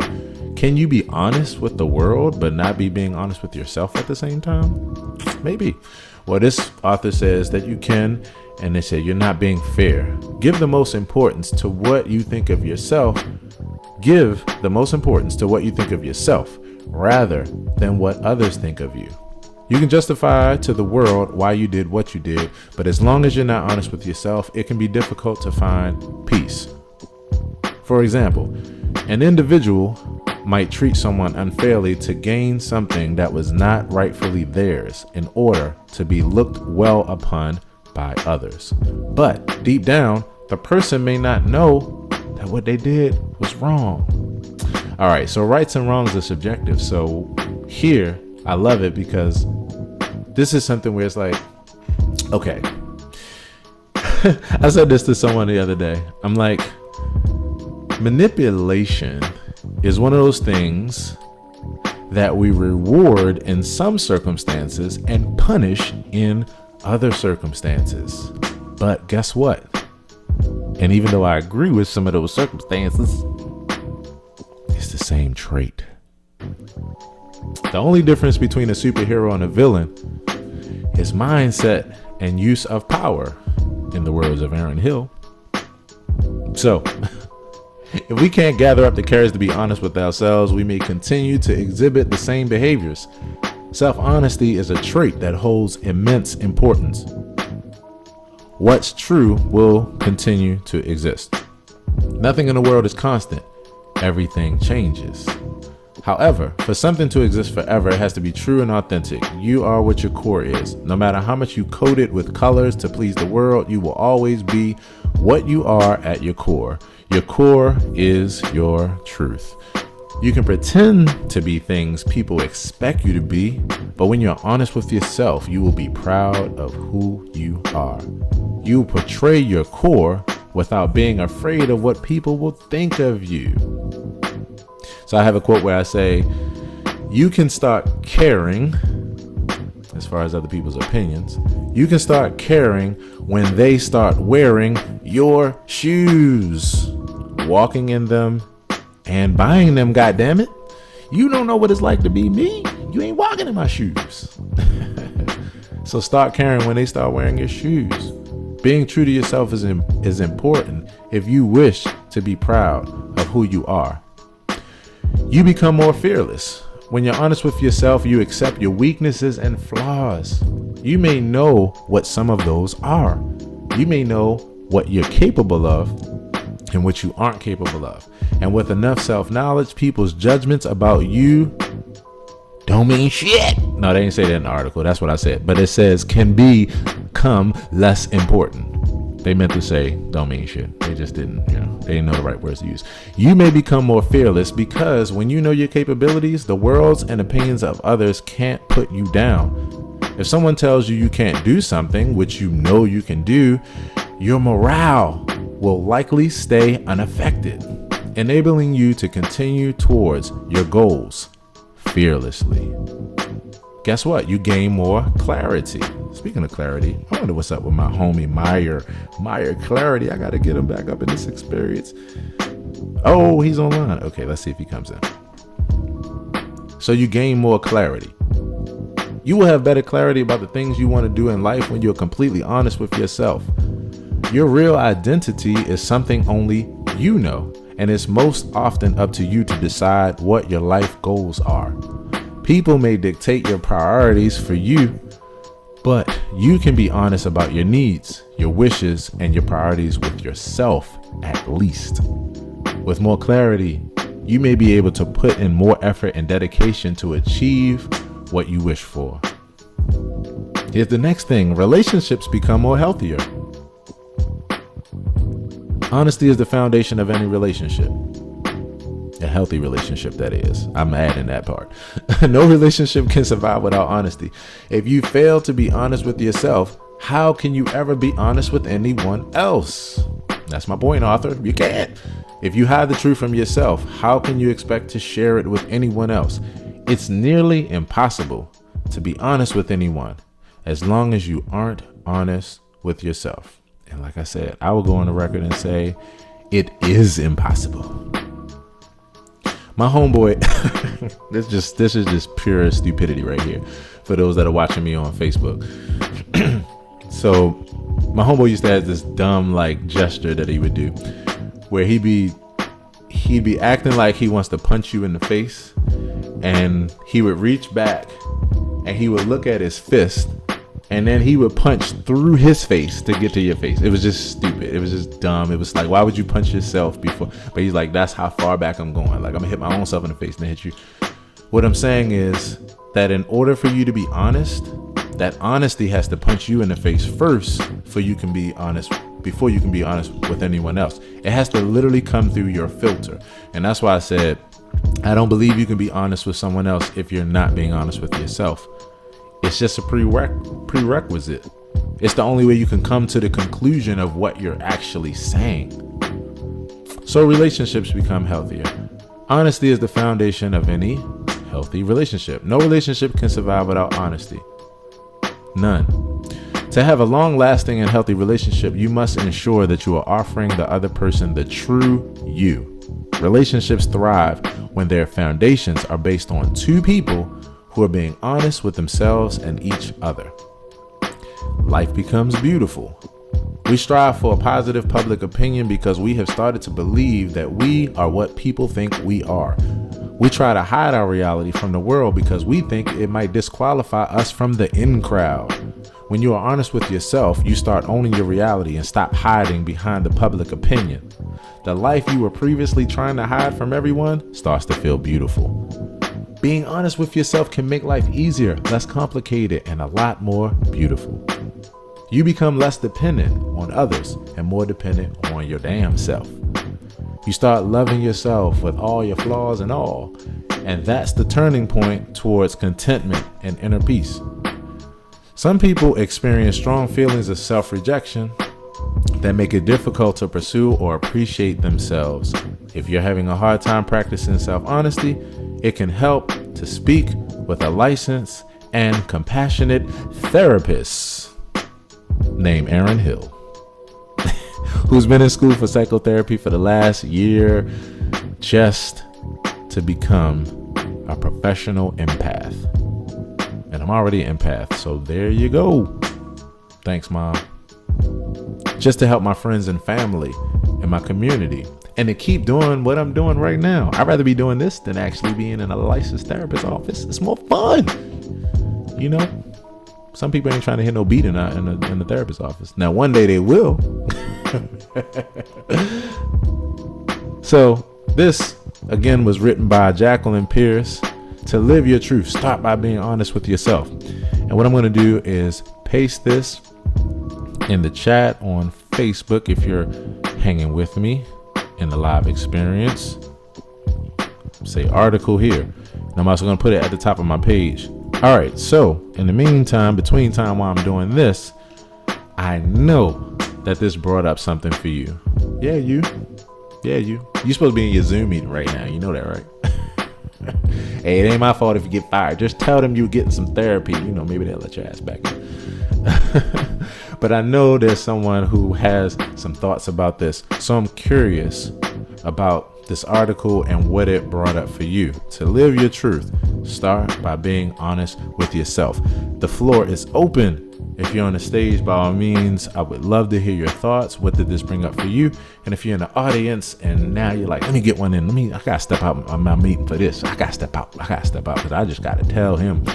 Then by all means, come on through. Either way, I appreciate you. All right, what did this bring up for y'all? The floor is open. That's good. You know what's interesting is something I feel like learning now is that I don't know myself as well as I thought I did. And I think it comes to just certain...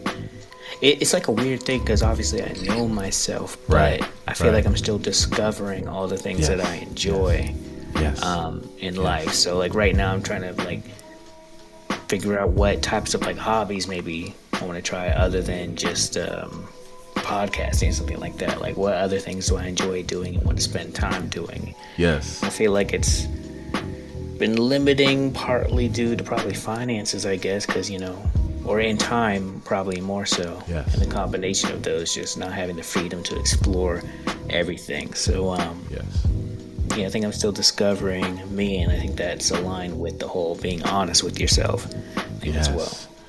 Bruh, I have 2 words in response to everything you just said, and those words are both and. I feel that. Did you feel that, Walter? Did you feel it in your chest? Yo, and this is why self-compassion is so important, because the truth is all you can know as far as yourself is just how much you fucking know. That's all you can know. And that's why the most important thing is to know that. That's why I like when Erykah Badu says, the man that knows something knows that he knows nothing at all. Like, it's literally just knowing that this is much as I know, and that there's more to know that allows you to be open to that flow. It's what allows you to take up other hobbies, try different things, say, hey, I've been doing this. Have I been doing this because this is exactly what I want to do? Or have I been doing this just because I haven't known or tried anything else? It's literally the curiosity, which is why I love in mindfulness and meditation when they talk about that curiosity. So curiosity, to continue to ask that question, comes from a healthy sense of oneself. It comes from self-compassion, and it comes from remembering that the answer to your question is both and. Man, I feel that. And I love the Erykah Badu line too. It's always like amazing. I feel like music, you hear lyrics, lyrics, but sometimes they don't hit you until the right time in life. Right. I need to go back to that song and really give it another listen. Yo, go back to that song and then go back to the whole Erykah Badu live album with the butterfly damn wings, and every word of that whole album is gonna sound different to you. Just based off of this one moment. I promise you. When you get back to the 360 life cycle thing, yo, she was in a trance. She was it was so much teaching when you listen to all her words collectively throughout that whole album, and then where something like this falls. Crazy, bro. So yeah, definitely check that out. Dalia, let's say good morning to Dalia. Dalia, good morning. Good to see you. Good morning, Dalia. Hey. Hey. Yeah. People typically say things to me and I don't believe them. Say things to me about myself. Right. And I generally don't believe them. I don't see it. I look really hard and I don't see it. But okay. I tend to think I know myself. But then they'll say something. A lot of times lately it's been coming up about things that I see in my kid who clearly is a reflection of me. Yes. Because I'm trying to instill values in them, in her, but I keep seeing things and being like, whoa, I messed around and taught Luna something I never learned. And then, a friend will be like, no, that reminds me of you. And I'm like, what? Right. So it is convenient to have some progeny who you can look at and appreciate. Love yourself vicariously through them. Yes. Be able to be finally convinced of the things that no one else couldn't convince you of, but you can't deny it because it's the apple of your eye. And for a fact, whether you give yourself a credit or not, for a fact who's there with her every day, what she pours out, what she brings back, what she spits out. And those that weren't here yesterday, or the other day rather, won't know why this is funny, but the things that she shits out are just a reflection in the most beautiful way. Y'all have to watch the last replay to get that. Just, now that'll give you a reason to watch the replay. Like, how the hell is he talking about shit in a good way? Well, Dalia taught me something the other day. She reminded us of something. So everything that comes out of your child and in the way is a reflection. And that's the one thing that you can't deny, which is why it works. You have a formula that has a protective mechanism against self-denial, because to deny yourself would mean that you'd have to deny yourself in the form of another reflection, in the form of a mirror image. And that helps us out as parents when we're aware like this, which is why I'm such a fan of Amber Dalia, because when we're aware like this, that helps us as parents to be able to gauge and grow and to be even better parents. Parenting doesn't come with a manual, and neither did the parenting that was done for us. So having this sense of reflection, having this awareness, it helps us to be able to then gauge, because we got to see the good, bad, and ugly, and be able to say, okay. So yeah, that's why I love you and love little Luna and y'all whole family together. Oh, thank you. Love you too. I'm just gonna stay on here. Look, you affirmed me so much the other day. That last line about being a professional empath, you know, aka therapist, back alley therapist. I like to joke myself in that way. That came with an affirmation from Delia the other day, who was like, you know what? I'm here more than in my therapy, because this is your damn therapy. It just come with a beat. So that shit is cool, you know. You just hang out, you know what I mean? Ain't got to pay a dime. Like, the way that you pay your dime is just by taking the shit and living it, and just, man, the best gift you can give a giver is the opportunity for the gift to give. The opportunity to give a gift to another. That's the greatest gift you can give a giver. So that's why I'm so grateful. Delia, I got another question to ask you. Can I ask you another question, Delia? Mm-hmm. All right, cool. All right, so one of the things that the first thing that you mentioned was, you said, the things that people say to me, I don't see, right? Did I hear you correctly, clearly? Uh-huh. Right, okay. All right, so I want to ask you a couple questions. Okay, so can you give me an example? And it could be from anywhere. Can you give me one example? Something mild, something like one example of something that was said to you and you didn't see it. You're just like, I don't see that shit. Like, I appreciate it, but I don't see that. I really admire my kid's persistence and how hard she tries. Yes. And it comes from a mantra that I probably said too close to sleep, because yesterday she was trying to fly. Mm-hmm. And when Dada told her she couldn't fly, no matter how hard she tried, she just responded, try, and kept jumping off the bed, flapping her wings. And it led to a huge scramble for the Gravity baby book, the rocket ship baby book. Like, because now I'm afraid that she's going to go for that Darwin Award and jump from a high place. And got you.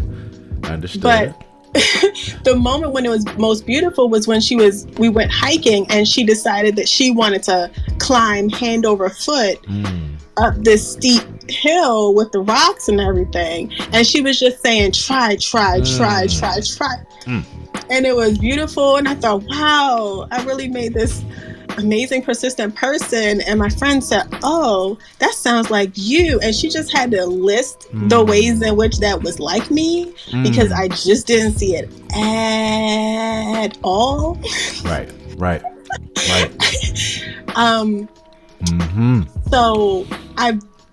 So now it's under question, because maybe I overcompensated. I feel like effort wasn't really celebrated as much in my household as achievement was. Right. So I tried to overcompensate that a bit for Luna, and I really don't want her to be undaunted in the face of no, you can't fly. I don't. Right. Congratulations for giving her. Yes. I went from thinking, oh, we took her to ride dinosaurs at this place that was interactive, and I didn't know that the dinosaurs would be able to. I didn't know you'd be able to ride them. So when she came up with this idea, and Eric was like, "We'll see, maybe," I said, "Oh no, we probably won't," because I thought it was so implausible that her dream would literally just come true. Right. That she'd watch something on cartoons, and we take her to a place where that dream would just come true for her. It just seemed implausible to me. And I was lost and confused that we showed up and the animatronic dinosaurs, you could ride them. And she lay down with her tongue hanging out, was rolling down like a dog who was getting his belly scratched because she was so happy. And I was so shocked and confused. And then later on, she comes home and tries to fly. And so one minute I'm thinking, wow, I've really opened up Luna's idea of what's possible beyond even what I could see, and all partially mourning my childhood. Like, what have I missed out on? What possibilities have I let go of because they didn't seem plausible to me? But she can see those possibilities, and then she tries to fly, and I'm thinking, how can I crush her dreams? Right. The beautiful part is that you won't ever have to. And the beautiful thing is that she's getting the foundation of a balance to be able to know the difference between flying and soaring high when it comes to knowing that the sky is not even the limit. You can achieve, you can put your mind to it. Don't let anybody tell you can't. And doing something that is harmful to herself and trying to literally fly, except for if she get a pilot's license, which she might do one day. In fact, that might literally be like the Luna legacy. Like, she might literally learn how to fly a plane one day just to be like, y'all, I want to show y'all on another level the expression that my mom taught me, and how it not only showed up in this person you see today, but what I'm about to do, which is to learn how to actually fly a real plane, because that's what the hell I could do, because my mama said so when I was 2. In so many various ways, you know? I was like, humans don't jump from high places, Luna. We use science and engineering to fly planes. Look, here's a book. Like, this is so... Right. Please don't go for that Darwin Award, please. Right. Yeah, Luna's gonna be just fine. And I'm gonna take this moment to just tell you how basically your story is a self-fulfilling prophecy. You know, the truth of the matter is that every time you look at that reflection of Luna, you are sharing with yourself again the possibilities, which is why you're able to show her the possibilities. Because I ain't even gotta know everything about you to know that there are times that you can look at your situation and say, if you ask some people, they wouldn't even say that I'd have been able to have a child or able to raise a child in a good way based off of what I was dealt or what wasn't there and what was there, what was encouraged and what was not. And guess what? Every single day, that twinkle in your eye is a demonstration of the complete contrast. So you're living it by raising her and showing her and teaching her and actually making it be a part of her DNA by experientially being a mother and being the mother that you are. By being a mother. A mother. There you go. You know. I'm telling you, I love it. I so love it. I love it. And I love being able to, like I say, just be there, just in support of you like that, because that's what it is. That is, somebody tells me this all the time when I thank them. I'm like, man, that means a lot. They're like, look, I'm just telling you the damn truth of the person that I am experiencing and talking to.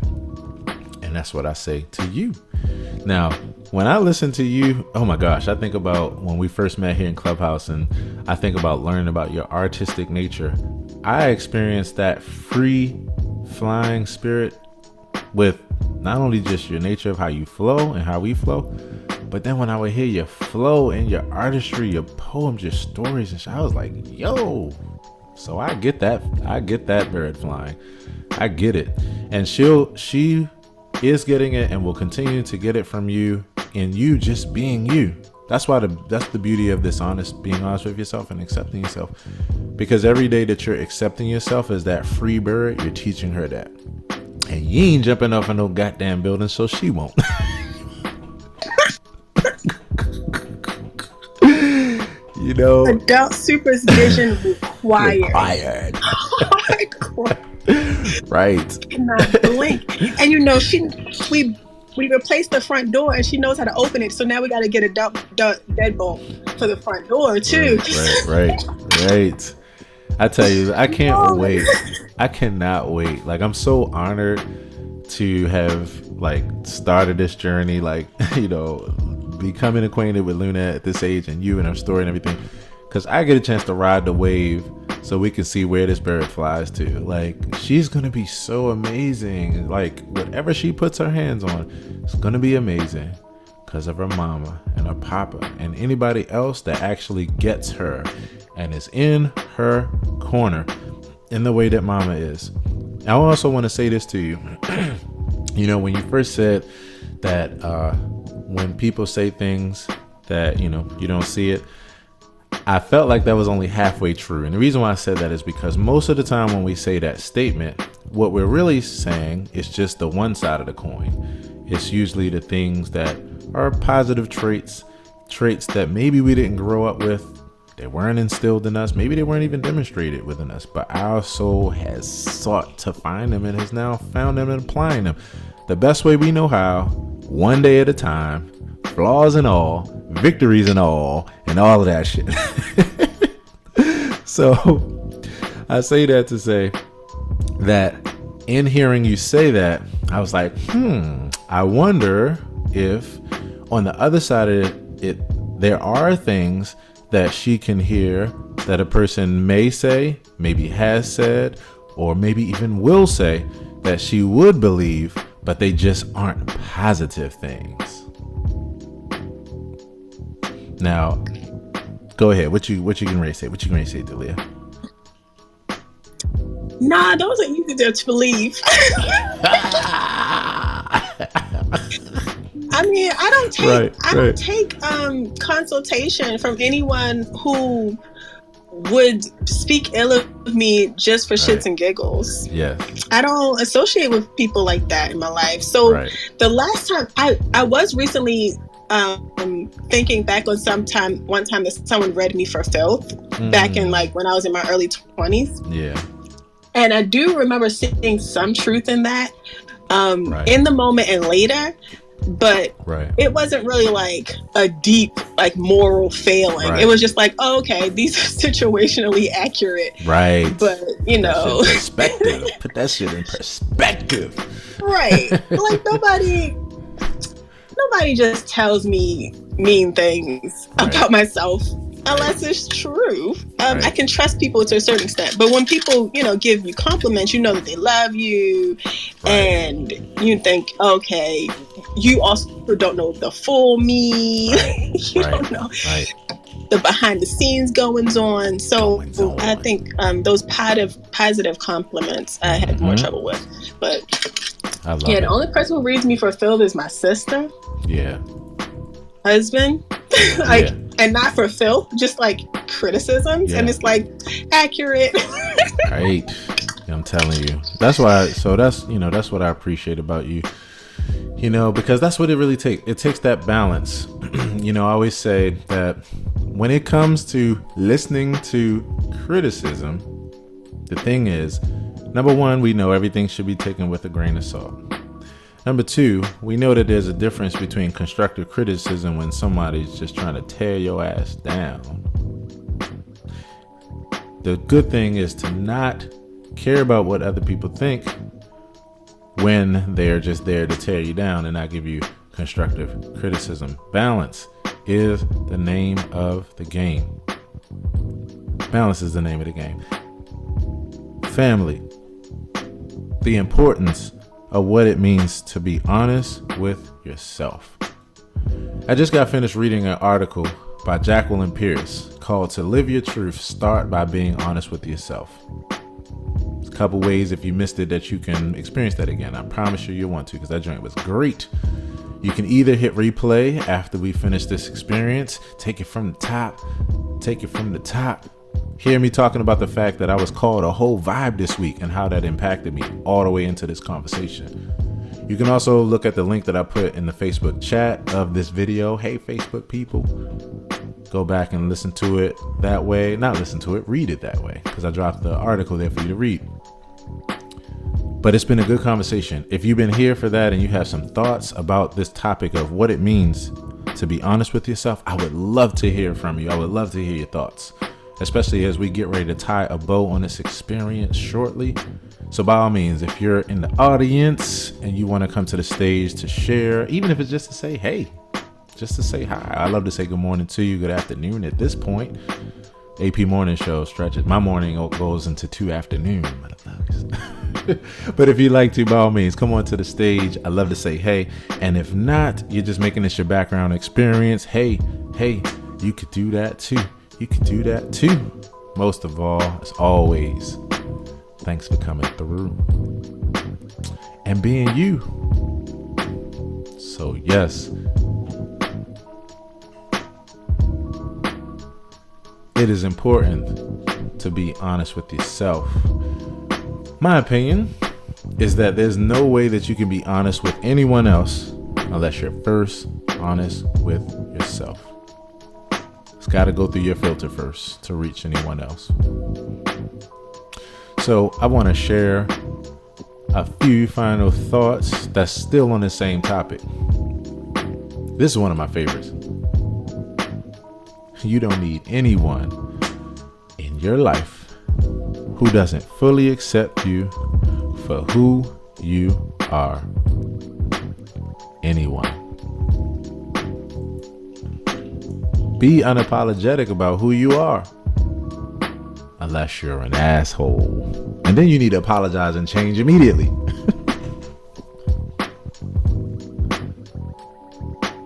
There are those that are going to accept you for who you are, and then those that won't.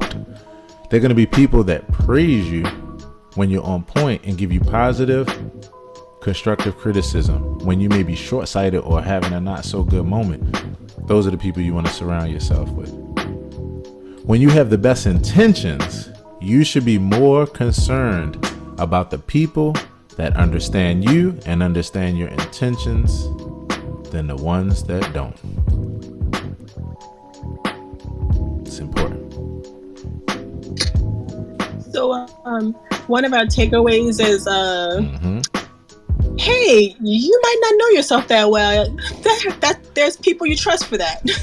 Right. I love that. That was kind of not really the direction we were trying to head towards. Yo, that's beautiful. I love that. That's exactly what it is. And that's what I love about self-awareness. Because you have to be self-aware to know how to handpick those people. It's the reason why, I first handpick myself. I don't need anyone else. I love me. And I trust myself even when I fail. I know I'm doing the best that I can, which makes self-compassion easy for me. But I also had that reinforced for me. That's why I try to reinforce it for others who did not have that enforced. I try to be the enforcer. Like for some people, it's being reinforced and reminded. For some people, it's the first time they've been validated in that way. That's why I try to be that to people. When you go from there, I don't need a lot of people around me. All I need is a few people in proximity to me that understand me. That's all I need. That's all you need. That's why I appreciate y'all. Some of what we consider healthy in Western society, some of the ideals that we have, the notion that, don't worry about what other people think, only consider yourself what you think. That's very important. It's good to find that balance. There you go. And devalue, find that balance, right? But to go to the extent of other people's opinion don't matter. That's either an unrealistic goal that you're not going to quite get to, or you're a sociopath, or you're just being influenced by an exceedingly individualistic society that has these types of goals that aren't actually healthy. We do live in community.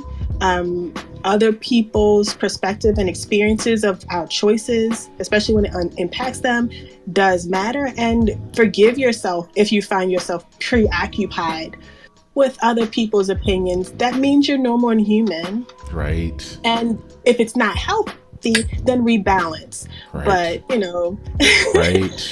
We're humans, we're a social species. And the small number of people that are close to you that you trust, they really do matter, and their opinion really does matter.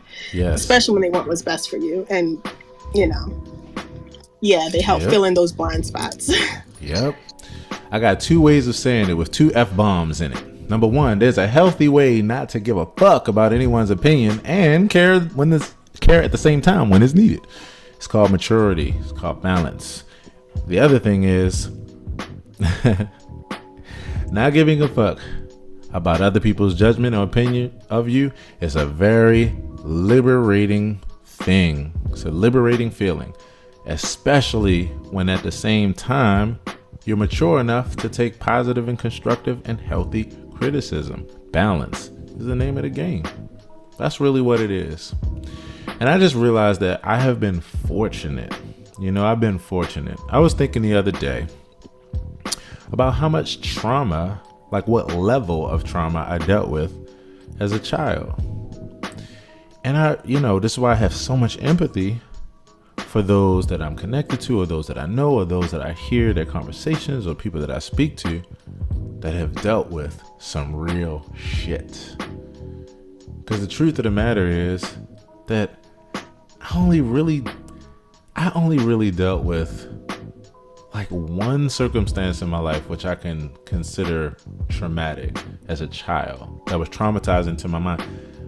But to be honest, I can't even say that it really got the full grunt of me or was really traumatizing. And when I thought back as to why, I was like, it was because of the type of kid that I was already being molded and shaped to be. Already molded in. So I'm gonna give y'all this. I'll say trigger warning for anyone. So the only thing I've ever experienced that I realized, if it were more of it, or if I were raised differently before that it could have continued to been truly traumatic, was when I was a kid, I never got in trouble in school. Mom gave me good emotional intelligence from day one. Now, the thing that I would get in trouble for was talking, and you can see why, because I run my mouth. I always had something good to engage about, but it wasn't always the right time and place. You know how school is, not built right. So thanks to Leah for the slow clap. So, I happen to be, I'm gonna have to keep that in my pocket. I think that's probably one of my best. So, I got in trouble for talking, here and there. So one day my mom shared with an uncle of mine that I was getting in trouble for this. And my mom was trying to look for support, especially in that case, male support, that could just help her with her trying to, help me to balance myself out as far as my mouth. So she told one of my uncles, and this uncle, his way of telling me that, his way of trying to get me to do better was to pull me aside and say, hey, if you don't stop talking in school, I have a hot tub in my basement that's filled with hot water. And if you don't be good, I'm going to put you in there. He threatened me with that. Now, he didn't put his hands on me. He didn't do anything else, but that was enough, right? And then he used to tell me that he already did that to someone else, blah, blah, blah, one of our other members. And so, of course, he was trying to strike fear in my heart. Now, of course, he never did anything past that with that. And then there was another instance where, same situation, he took me in the bathroom. He pulled out his pocket knife and he said, you see this ear? And I was like, yes. And he was like, if you want to keep it, stop talking. And he threatened to cut my ear off. Wasn't good. Trigger warning. Hope it wasn't good. Now, nothing past that. No other incidences. Nothing past that. Now, one reason why I was nothing past that, because like I told you, I wasn't actually a bad kid. So it was easy for me to get myself together, balance myself out. And so we didn't go through that. He didn't continue to do those kind of things or say those kind of things. That was the most trauma that I dealt with. Like knowing, kind of aware. So it's why I have so much empathy. It's why I went to school to become a professional empath, because I know that ain't shit compared to what many people have been through. Yeah, Delia. But as a professional, you also know that people's trauma isn't relative. You remembered that, and fortunately, you had sources of resilience, so that you have fewer post-traumatic symptoms than someone who had less resilience and who endured more, compounded trauma. But that was plenty. I can't say that anything like that had happened to me. And I know a lot of times young boys, that's the type of trauma that falls to them more frequently than it falls to girls. So, that was plenty. And it wasn't like that was nothing. That certainly 100%. was. So my goal, I appreciate that.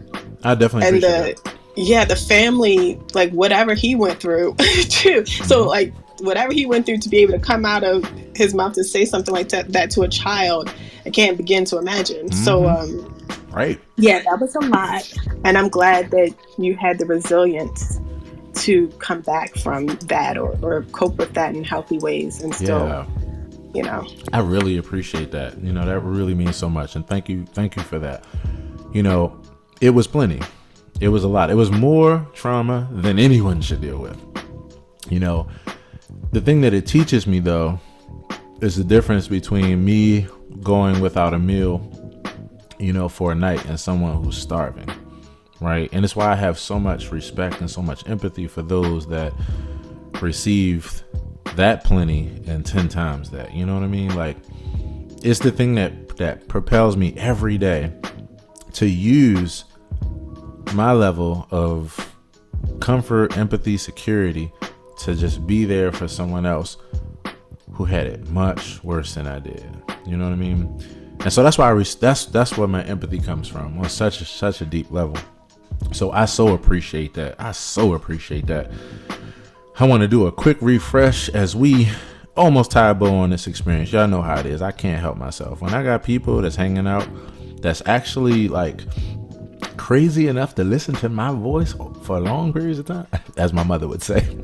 My mother, if y'all weren't in here today, the first time my mother came in, and she was actually speaking through my mic. She wasn't even on Clubhouse at that time. And it was like early AP morning show. So like the whole family was there. Everybody was tripping. My mother was like, I don't know how y'all do it. Y'all crazy. Y'all crazy. She's like, y'all sit there and listen to him for an hour or two. Y'all done lost y'all mind. I was like, Ma, you do realize that I am talking to the person that is the tree where the apple that is of your eye didn't even fall off the branch. You know where I learned it from, right? I tell everybody, I don't even say to my mother, y'all know that saying, I get it from my mama. I don't even say that to my mother anymore. I just look at her when she calls me silly or crazy or like, I don't know where you get this foolishness from. I'm like, well, I get it from my daughter's grandmother on her father's side. She like, boy, if you don't get out of my face, I'm just saying, I learned it from the best. Walter, bro, what did this bring up for you, man? Hey, so I missed a lot of it, but earlier, Leah, when you were speaking, like your story really reminded me of the show Raising Dion on Netflix. And it's like this child had these super abilities and was doing stuff, and the mom didn't know about it at first, and was trying to explain it. And she was like, Dion, stop, you're gonna get hurt or something like that. He's like, no, man, I can fly. And he actually could. So I thought that was funny. I'd like to see where your daughter ends up. Like, mess around and birth the first X-Men. Right? I don't. Goodness, far be it from me to discourage the first X-Men. I don't want to do that. Right. Right. Look, I hope Luna, I swear with everything in me, and I'm saying this now because if this shit comes true, I'm just gonna be happy as hell. I hope that Luna at some point learns how to fly a plane. I swear. I hope so. Because I'm telling you, I mean, she's soaring, but like, I hope she learned how to fly a plane, because I'm gonna just be like, yep, Like, I want to learn how to fly a plane. I think that shit is so brilliant. And it makes me think of my mom, who taught me that I had the ability to fly, which is why we're soaring high together, y'all. Soaring high. I love y'all. If I ain't tell y'all that today, I love y'all. I want to open up the floor one more time. If there's anybody who'd like to come to the stage before we tie a bow on this experience, we got 6 more minutes. I got a few more quotes that I want to share with you. Just some thoughts for you to take about your day so you can keep being honest with yourself. But right now, before we go into that, everybody, let's say a huge good day to Marquetta. Hey, Marquetta. How are you? I am well. Always good stopping by. I don't have many words. Just wanted to say hello and thank you. I've enjoyed the conversation. I know you asked about my profile. This young lady is like the essence of me, right? I just really like this image. She's like young and strong, although I'm old and weak. But no, it's just I'm an inner child at heart. Yes. But that bow and arrow, it just, I mean, I do go to the range in real life. Oh, dope. But that bow and arrow, it just represents for me just like that clear aim to like my dreams, right? Just that forward, positive, direct trajectory to my goals, right? Gotta speak life, the power and power to life. and also I'm a Sagittarius. Okay, bye. Yeah. Oh, and I'm a Sagittarius rising. Let's get it. No shade to nobody else, cause you know. All right, don't lose your job, my credit. Don't lose your job. I so thank you for sharing that. I swear, when I saw that picture, I was like, ooh, cause it's like when you see focus like that, and just archery and what it takes and the focus and you're aiming, that's powerful. I love that. And I so thank you for sharing the background of that with me, because that's powerful. You better speak power to life and life to power, Marquetta. In the words of Martin, you go, girl. If there's anyone else who would like to share before I just hit you with a few, I'm gonna try to 2, 3, 4 piece you with a few thoughts to just keep your brain flowing throughout the day in this whole concept, what it means to be honest with your damn self. If there's anybody else who'd like to come to the stage, hey Hannah, hey Coco, I hope that you all are doing well. I hope that your Monday's going well so far, and I hope that this experience has added just a little bit more to it. So if you'd like to come to the stage, even to say, hey, you can. And if not, I thank you for these last 3 minutes for hanging out with us. Yes. All right. So these are a few more of my originals. Remember not to forget that the only difference between a superhero and a villain is mindset and use of power. Remember that shit. All right. Also, remember that projecting your perspectives onto others and then being upset or disappointed that they don't hold the same views you hold is unfair and quite ridiculous. Your thoughts are in your own head, and nobody else knows how those thoughts are playing out in there but you. So stop holding others accountable for them. We said this earlier, but I gotta say it again. Not giving a fuck about anybody's opinion is a real liberating feeling. Especially when at the same time you're mature enough to take constructive criticism. Balance is the name of the game. Balance is the name of the game. And every no that you get is actually a yes in disguise for something else that's a better fit for who you are. So appreciate the no's. You should appreciate the no's. You should appreciate the no's. You should appreciate the no's. Okay, I gotta tell you a quick story before I go to the next thing. I gotta tell you how my daughter appreciates the no's. One of those funny stories, one of those moments that Bill Cosby's show, what's the name of the show? Kids will say the darndest things.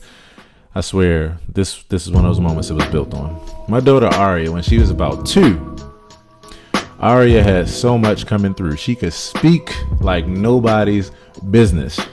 She was a bit too intelligent.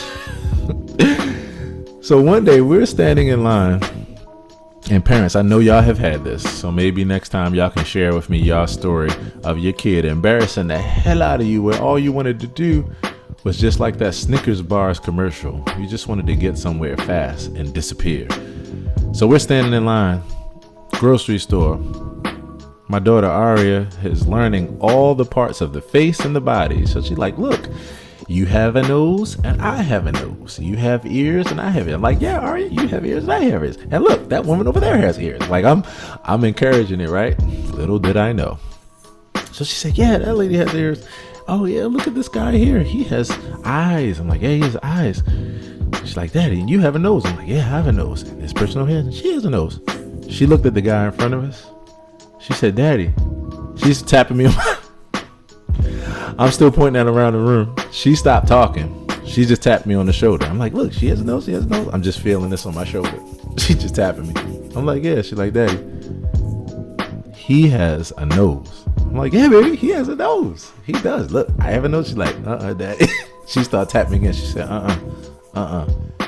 he has a nose. When I looked over and I saw the size of this guy's nose, I turned around so fast. I was like, yeah, he has a nose, and she has a nose, they have a nose, we have a nose, we all have noses. She was like, Daddy. He got a nose. The way she was pronouncing nose, she didn't know how to say, like, he has a big ass. I was so embarrassed. She's like, no, Daddy, I know we got noses, but he got a nose. So appreciate the nose. Appreciate the nose. Hey, Walter, I tell her that to this day just so we can have laughs. I'm like, that shit wasn't funny then, girlie. But I was laughing, though. That's the thing. It was like not funny and funny as hell at the same time. I was crying. Couldn't let the guys see it, though.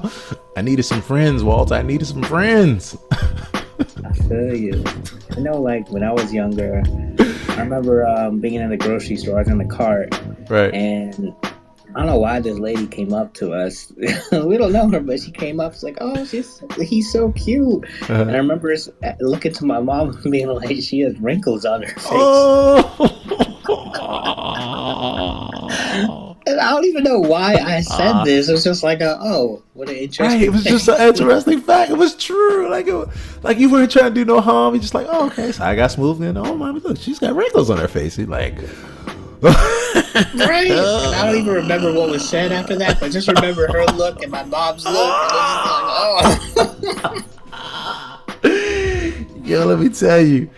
Oh my God. Yo, that's funny as hell. Coco. Everybody say good morning to Coco. Coco. Hey, good morning. I was in a presentation, so I couldn't come up earlier. But I just finished. But, oh man, talk about kid stories. I said to this little girl one time, I was like, oh, you got the cutest little dimples. I was walking with my son. I don't have any dimples at all. I wish I could have your dimples. And my son looks at me and goes, you have dimples, Mom? You got dimples in your legs. Oh my God. I was like, all right. Well, right. So that's called cellulite, and you're grounded. And I know you're 4, but when we get home tonight... Oh my God. And he's like, Mom, how come your belly is sticking out like that? What's wrong with it?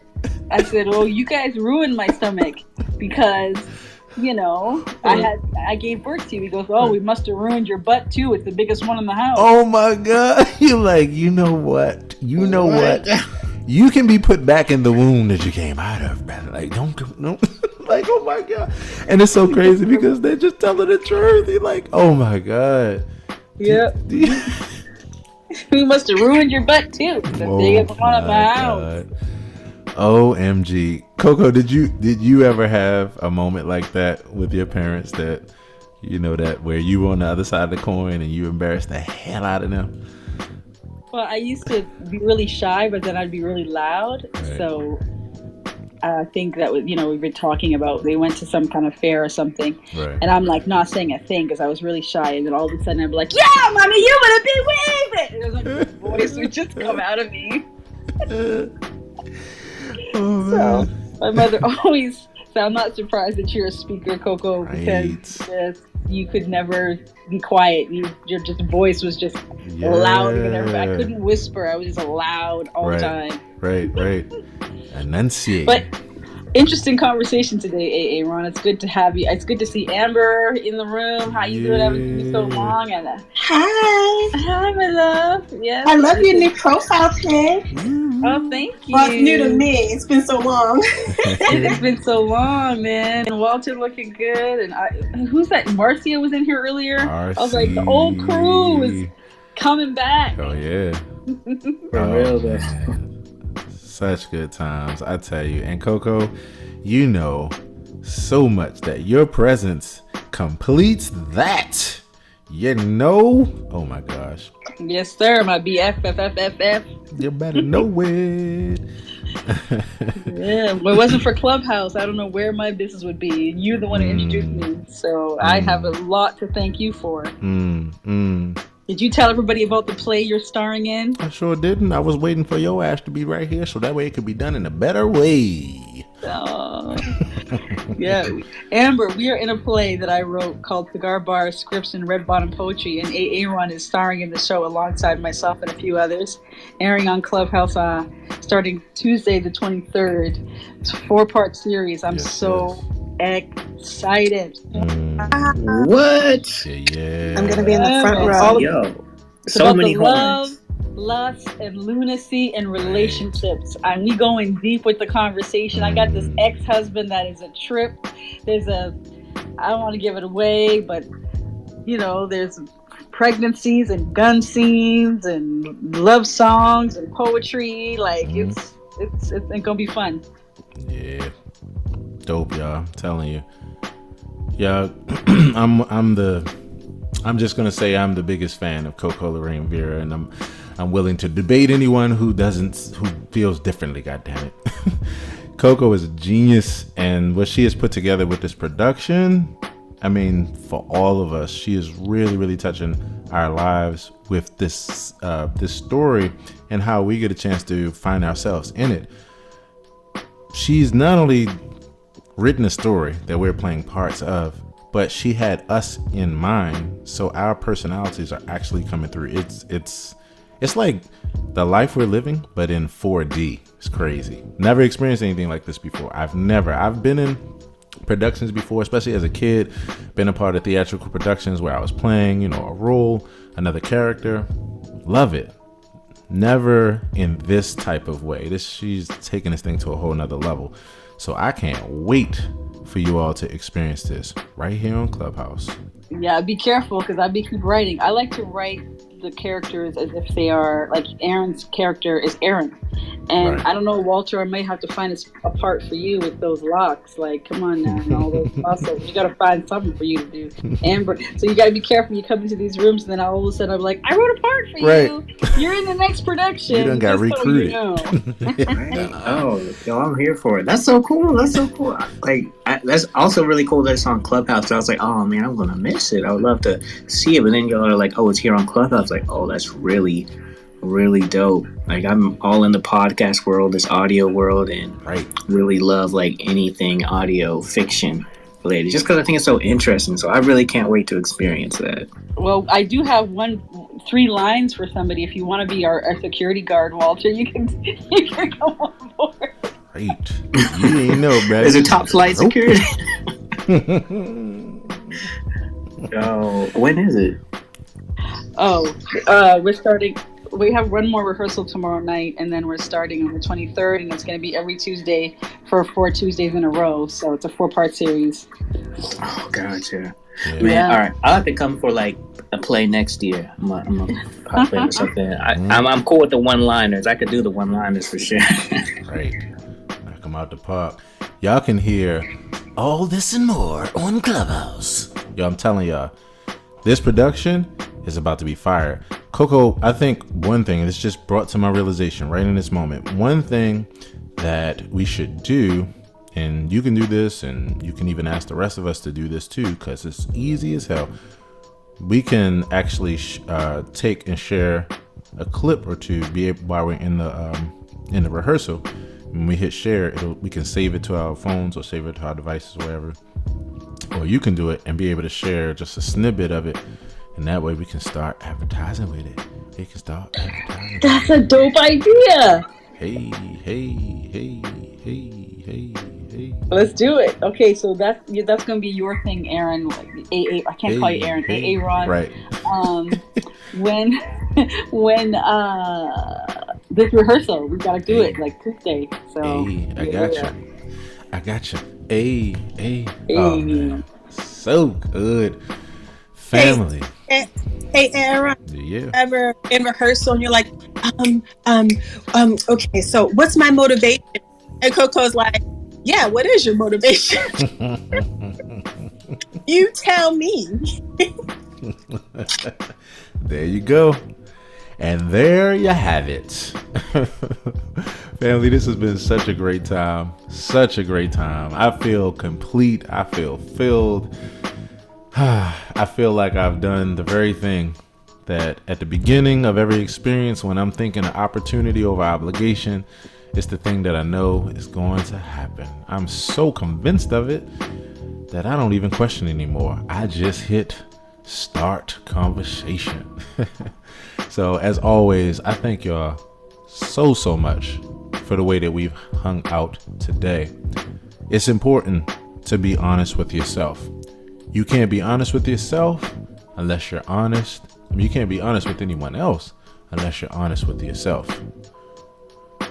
The one-liner, or the one thing that I want you to remember, is where we started with this. Being honest with yourself can and will make life easier, less complicated, and a lot more beautiful. You become less dependent on others and more dependent on your own inner spring of motivation. You start loving yourself with all your flaws and all, as Beyonce put it. And that is the turning point toward contentment and inner peace. I just want you to remember that as you go about your day today. And by all means, hit replay. Hey, by all means, hit replay. Y'all have no idea how good it feels to say that. Oh my gosh.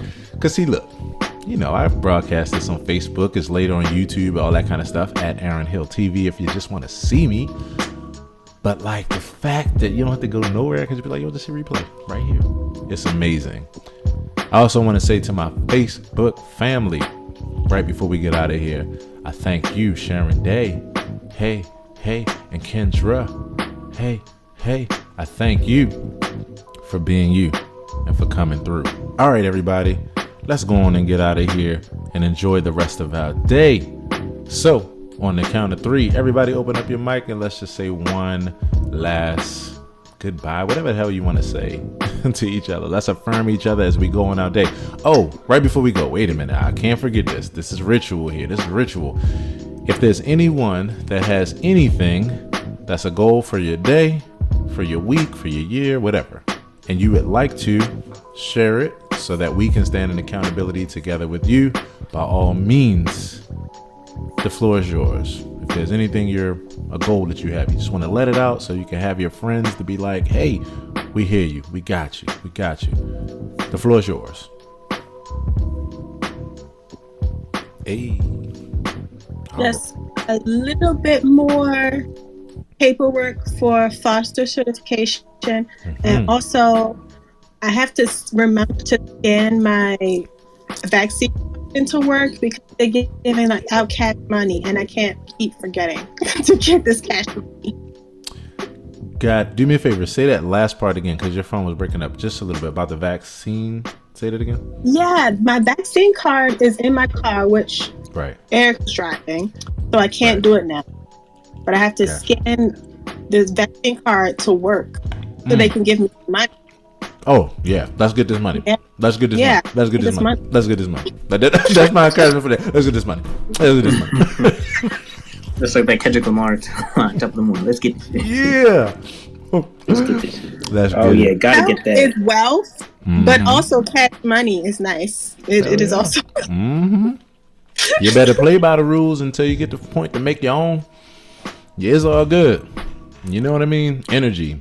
Energy in the form of currency. Hey, look, if it's going to be a part of the system, we might as well make it do what it do and live our lives through it and just not let our lives be determined by it. But shit, you better use that shit. So yeah, let's get this money. So yeah, I stand in accountability with you on that, as well as the first thing that you mentioned, which I forgot now because I got carried away with the last. Just more paperwork. More paperwork. There we go. That's why too, because I might hear about no damn paper. But yeah, let's get this. I stand right in accountability with you, to Leah, and thank you so much for sharing that. Because again, I think that this means more than anything.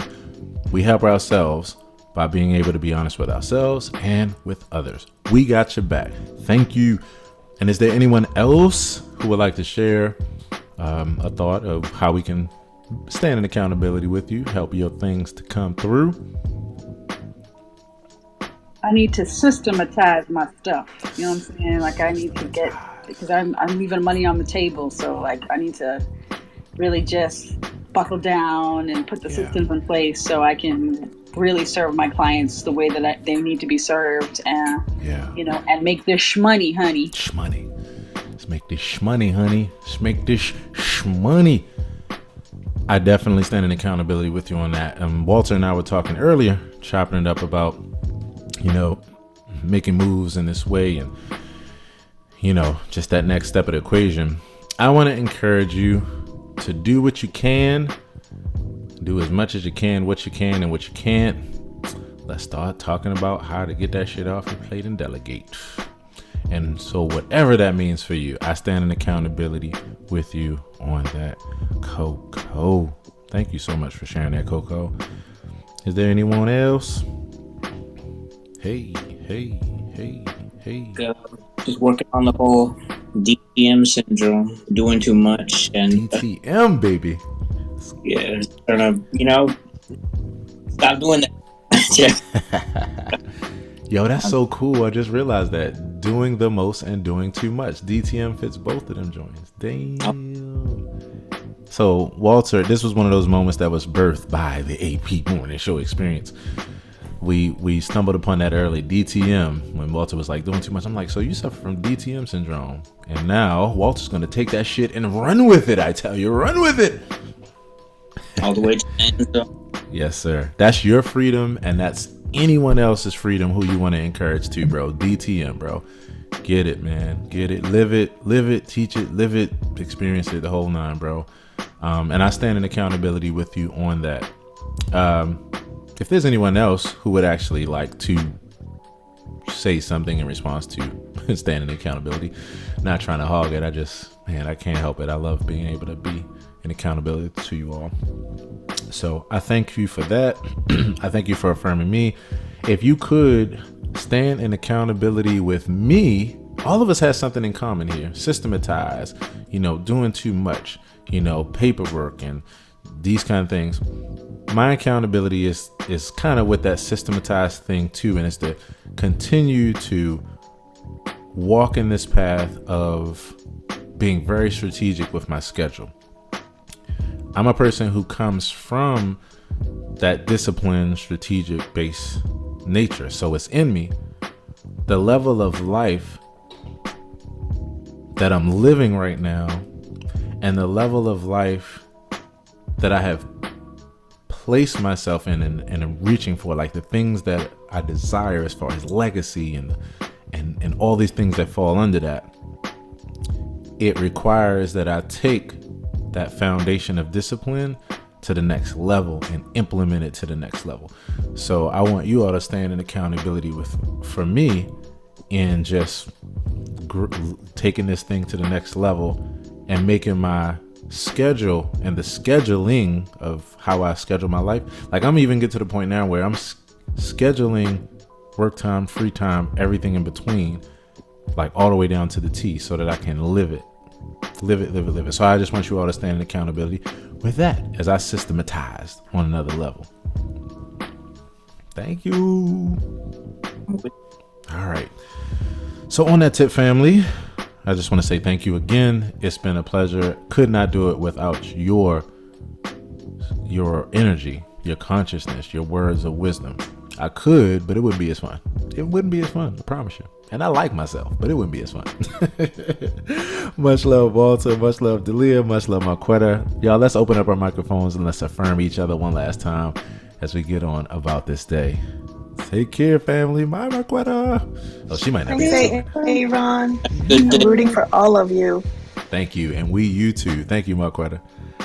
Bye, Amherst. Peace, Walter. Peace. Yes.